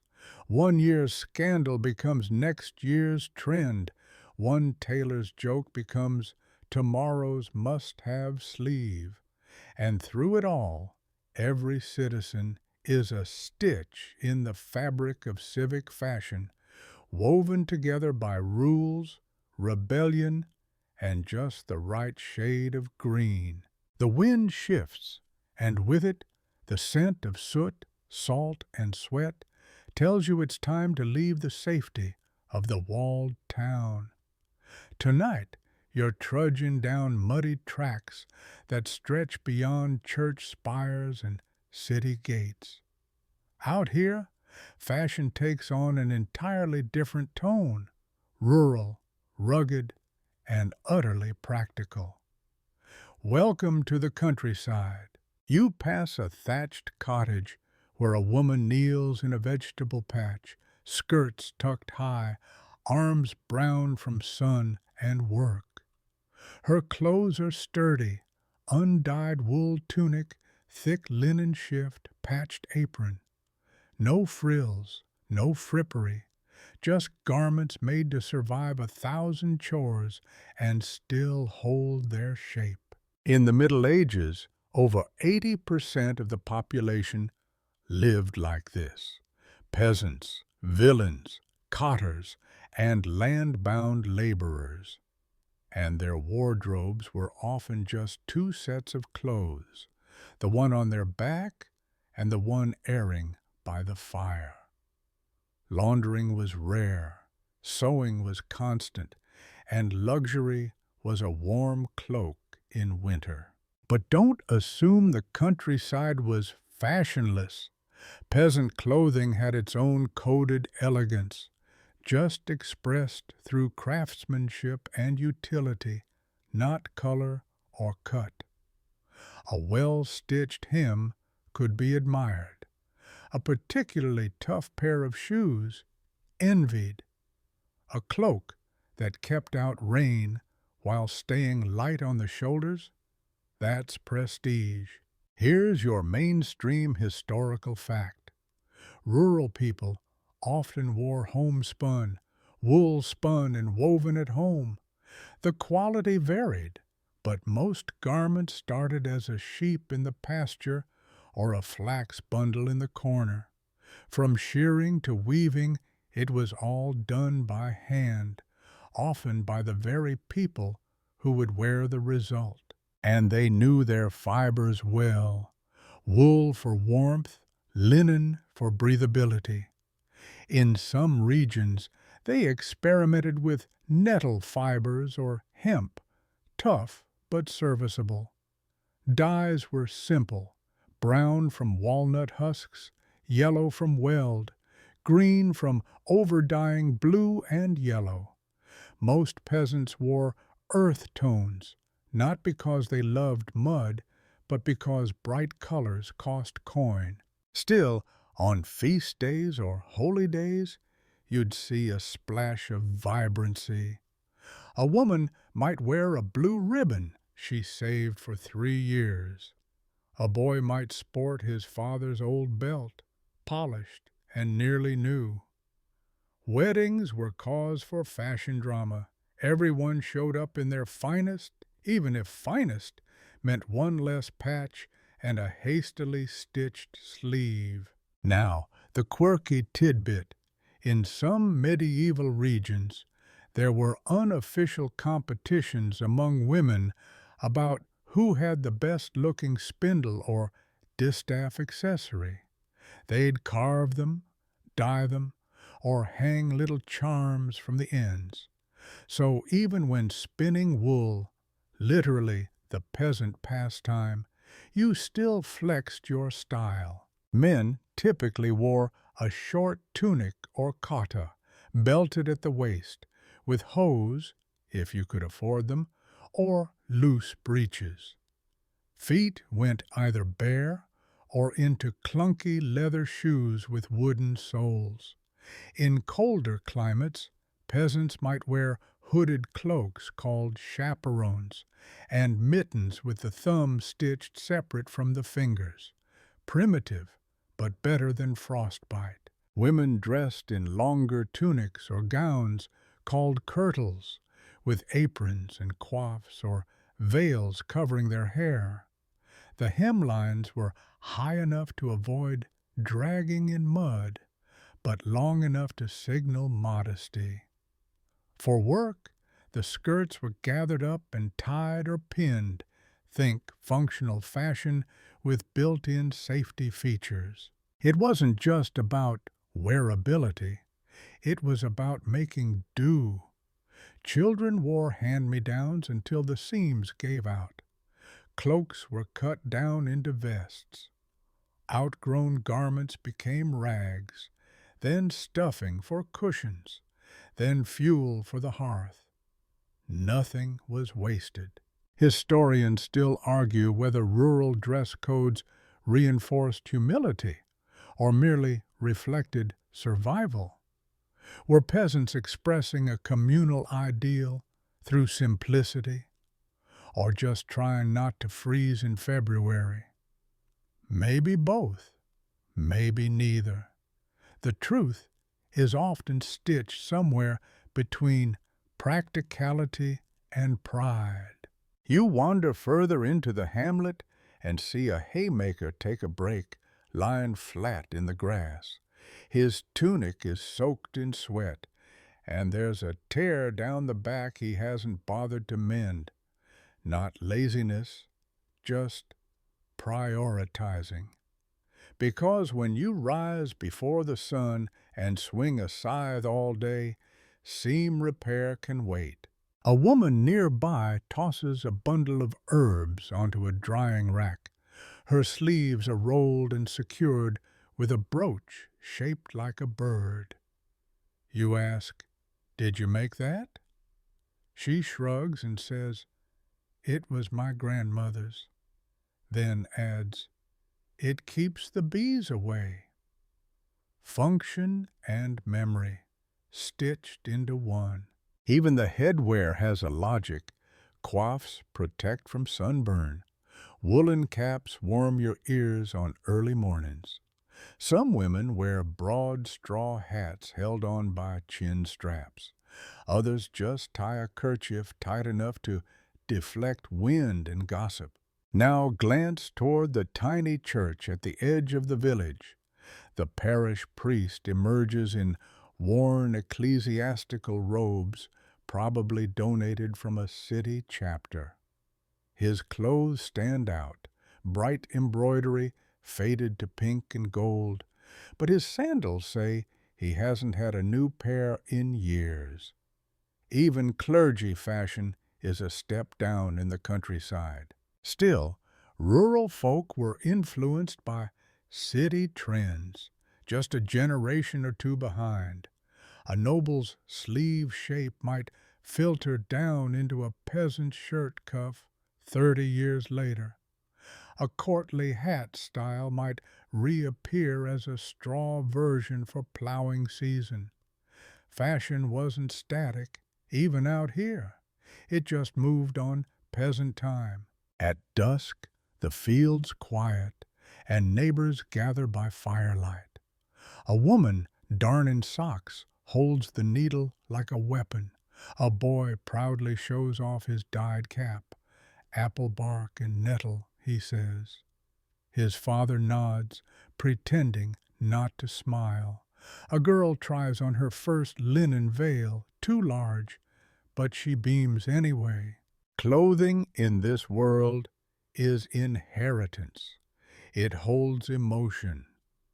That apron string your mother tied around you, that tunic your grandfather wore to a feast once, it lives on, even torn, even patched, even tucked under a hay mattress during summer. And here's the truth of it. For all the sparkle in courts and the velvet in manors, it's here, in the quiet corners, the hearth-lit rooms, the muddy lanes, where medieval fashion tells its most honest story. You can feel it in the scratch of homespun against your neck, in the weight of a cloak that's protected 3 generations, in the simple pride of walking into a festival knowing your tunic may be plain, but you made it yourself. The wind is rising again, tugging at cloaks and lifting veil edges as you pass from country lanes to castle gates. But now, for this next stretch of your journey, the light changes, not sun or torchlight, but something subtler, the shimmer of symbol. Because in the Middle Ages, what you wore didn't just say who you were, it shaped what you believed. Tonight, you step into the layered, meaning-drenched world of medieval religious clothing. Inside a chilly stone chapel, you spot a monk bent in prayer. His robe is a simple brown, woolen, and entirely unadorned. No buttons, no fastenings, no vanity, just a rope belt, a cincture, tied with deliberate knots.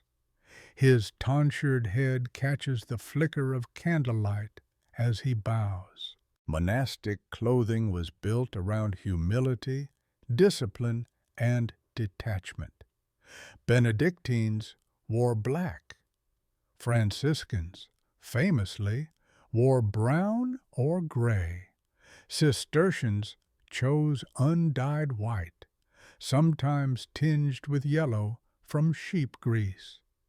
The idea was to erase ego from the body entirely. Uniformity, not individuality. Here's your mainstream historical fact. Most religious orders had strict wardrobe regulations, right down to how many tunics you could own. Usually just one, maybe two, one to wear, one to wash. You wore it in prayer, in labor, in sleep. If it ripped, you mended it. If it wore out, the abbey approved a replacement, slowly, bureaucratically. Yet even in austerity, there was hierarchy. The abbot might wear a slightly fuller habit. A prior could add a scapular, an apron-like panel draped over the shoulders. And during major feast days, certain abbots were allowed limited gold embroidery, like a divine exclamation point. But that's just the men.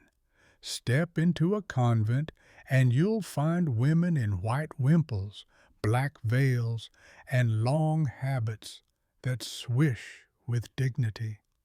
Nuns often layered their garments, tunic, scapular, veil, coif. In colder regions, they tucked warmed bricks into cloth pockets, the medieval hot water bottle. Now for a quirky tidbit.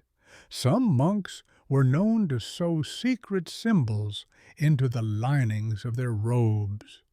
Crosses, prayer phrases, even small relic pouches. It wasn't vanity, it was armoring the soul. Hidden faith, close to the skin. But religious dress wasn't confined to the cloister. Clergy in the broader world, priests, bishops, and deacons, wore vestments layered like holy armor. The albe, a long white robe. The stole, a long scarf-like strip worn around the neck. The chasuble, the outermost robe, ornate and color-coded. These liturgical colors followed the church calendar. White for celebrations, purple for penance, red for martyrdom, green for ordinary time. So yes, a priest's closet was probably more color-coordinated than a countess's. And then there were the pilgrims, everyday folks like you, walking miles to shrines like Canterbury or Santiago. Their clothing was unique, a cloak with a hood, a walking staff, and usually a badge sewn or pinned to the shoulder. These badges showed where you'd been: the scallop shell of St. James, the keys of St. Peter, the ampulla of Canterbury.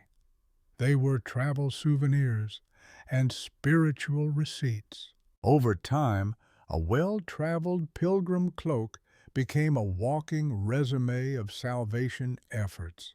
Some folks wore fakes just to look more pious. Historians still argue whether the laity ever fully understood the deep symbolism behind priestly garments. Was the chasubles cut meaningful to villagers? Did they know that the alb represented purity, or that the stole symbolized Christ's yoke? Some believe yes. Others say people just liked the pageantry. Speaking of pageantry, let's not forget flagellants, those dramatic penitents who wandered towns during crises, whipping themselves in public. They wore simple white garments with red crosses painted on the chest. Their fashion wasn't about modesty or wealth, it was about shock. You saw them coming, and you shivered. Other groups wore religion differently. Jews, for example, were often forced to wear identifying markers in parts of Europe, a yellow badge or hat, a cruel and targeted attempt at social control, not spiritual dress. It wasn't religious garb, it was state-enforced stigma. But sometimes the people reclaimed the fabric.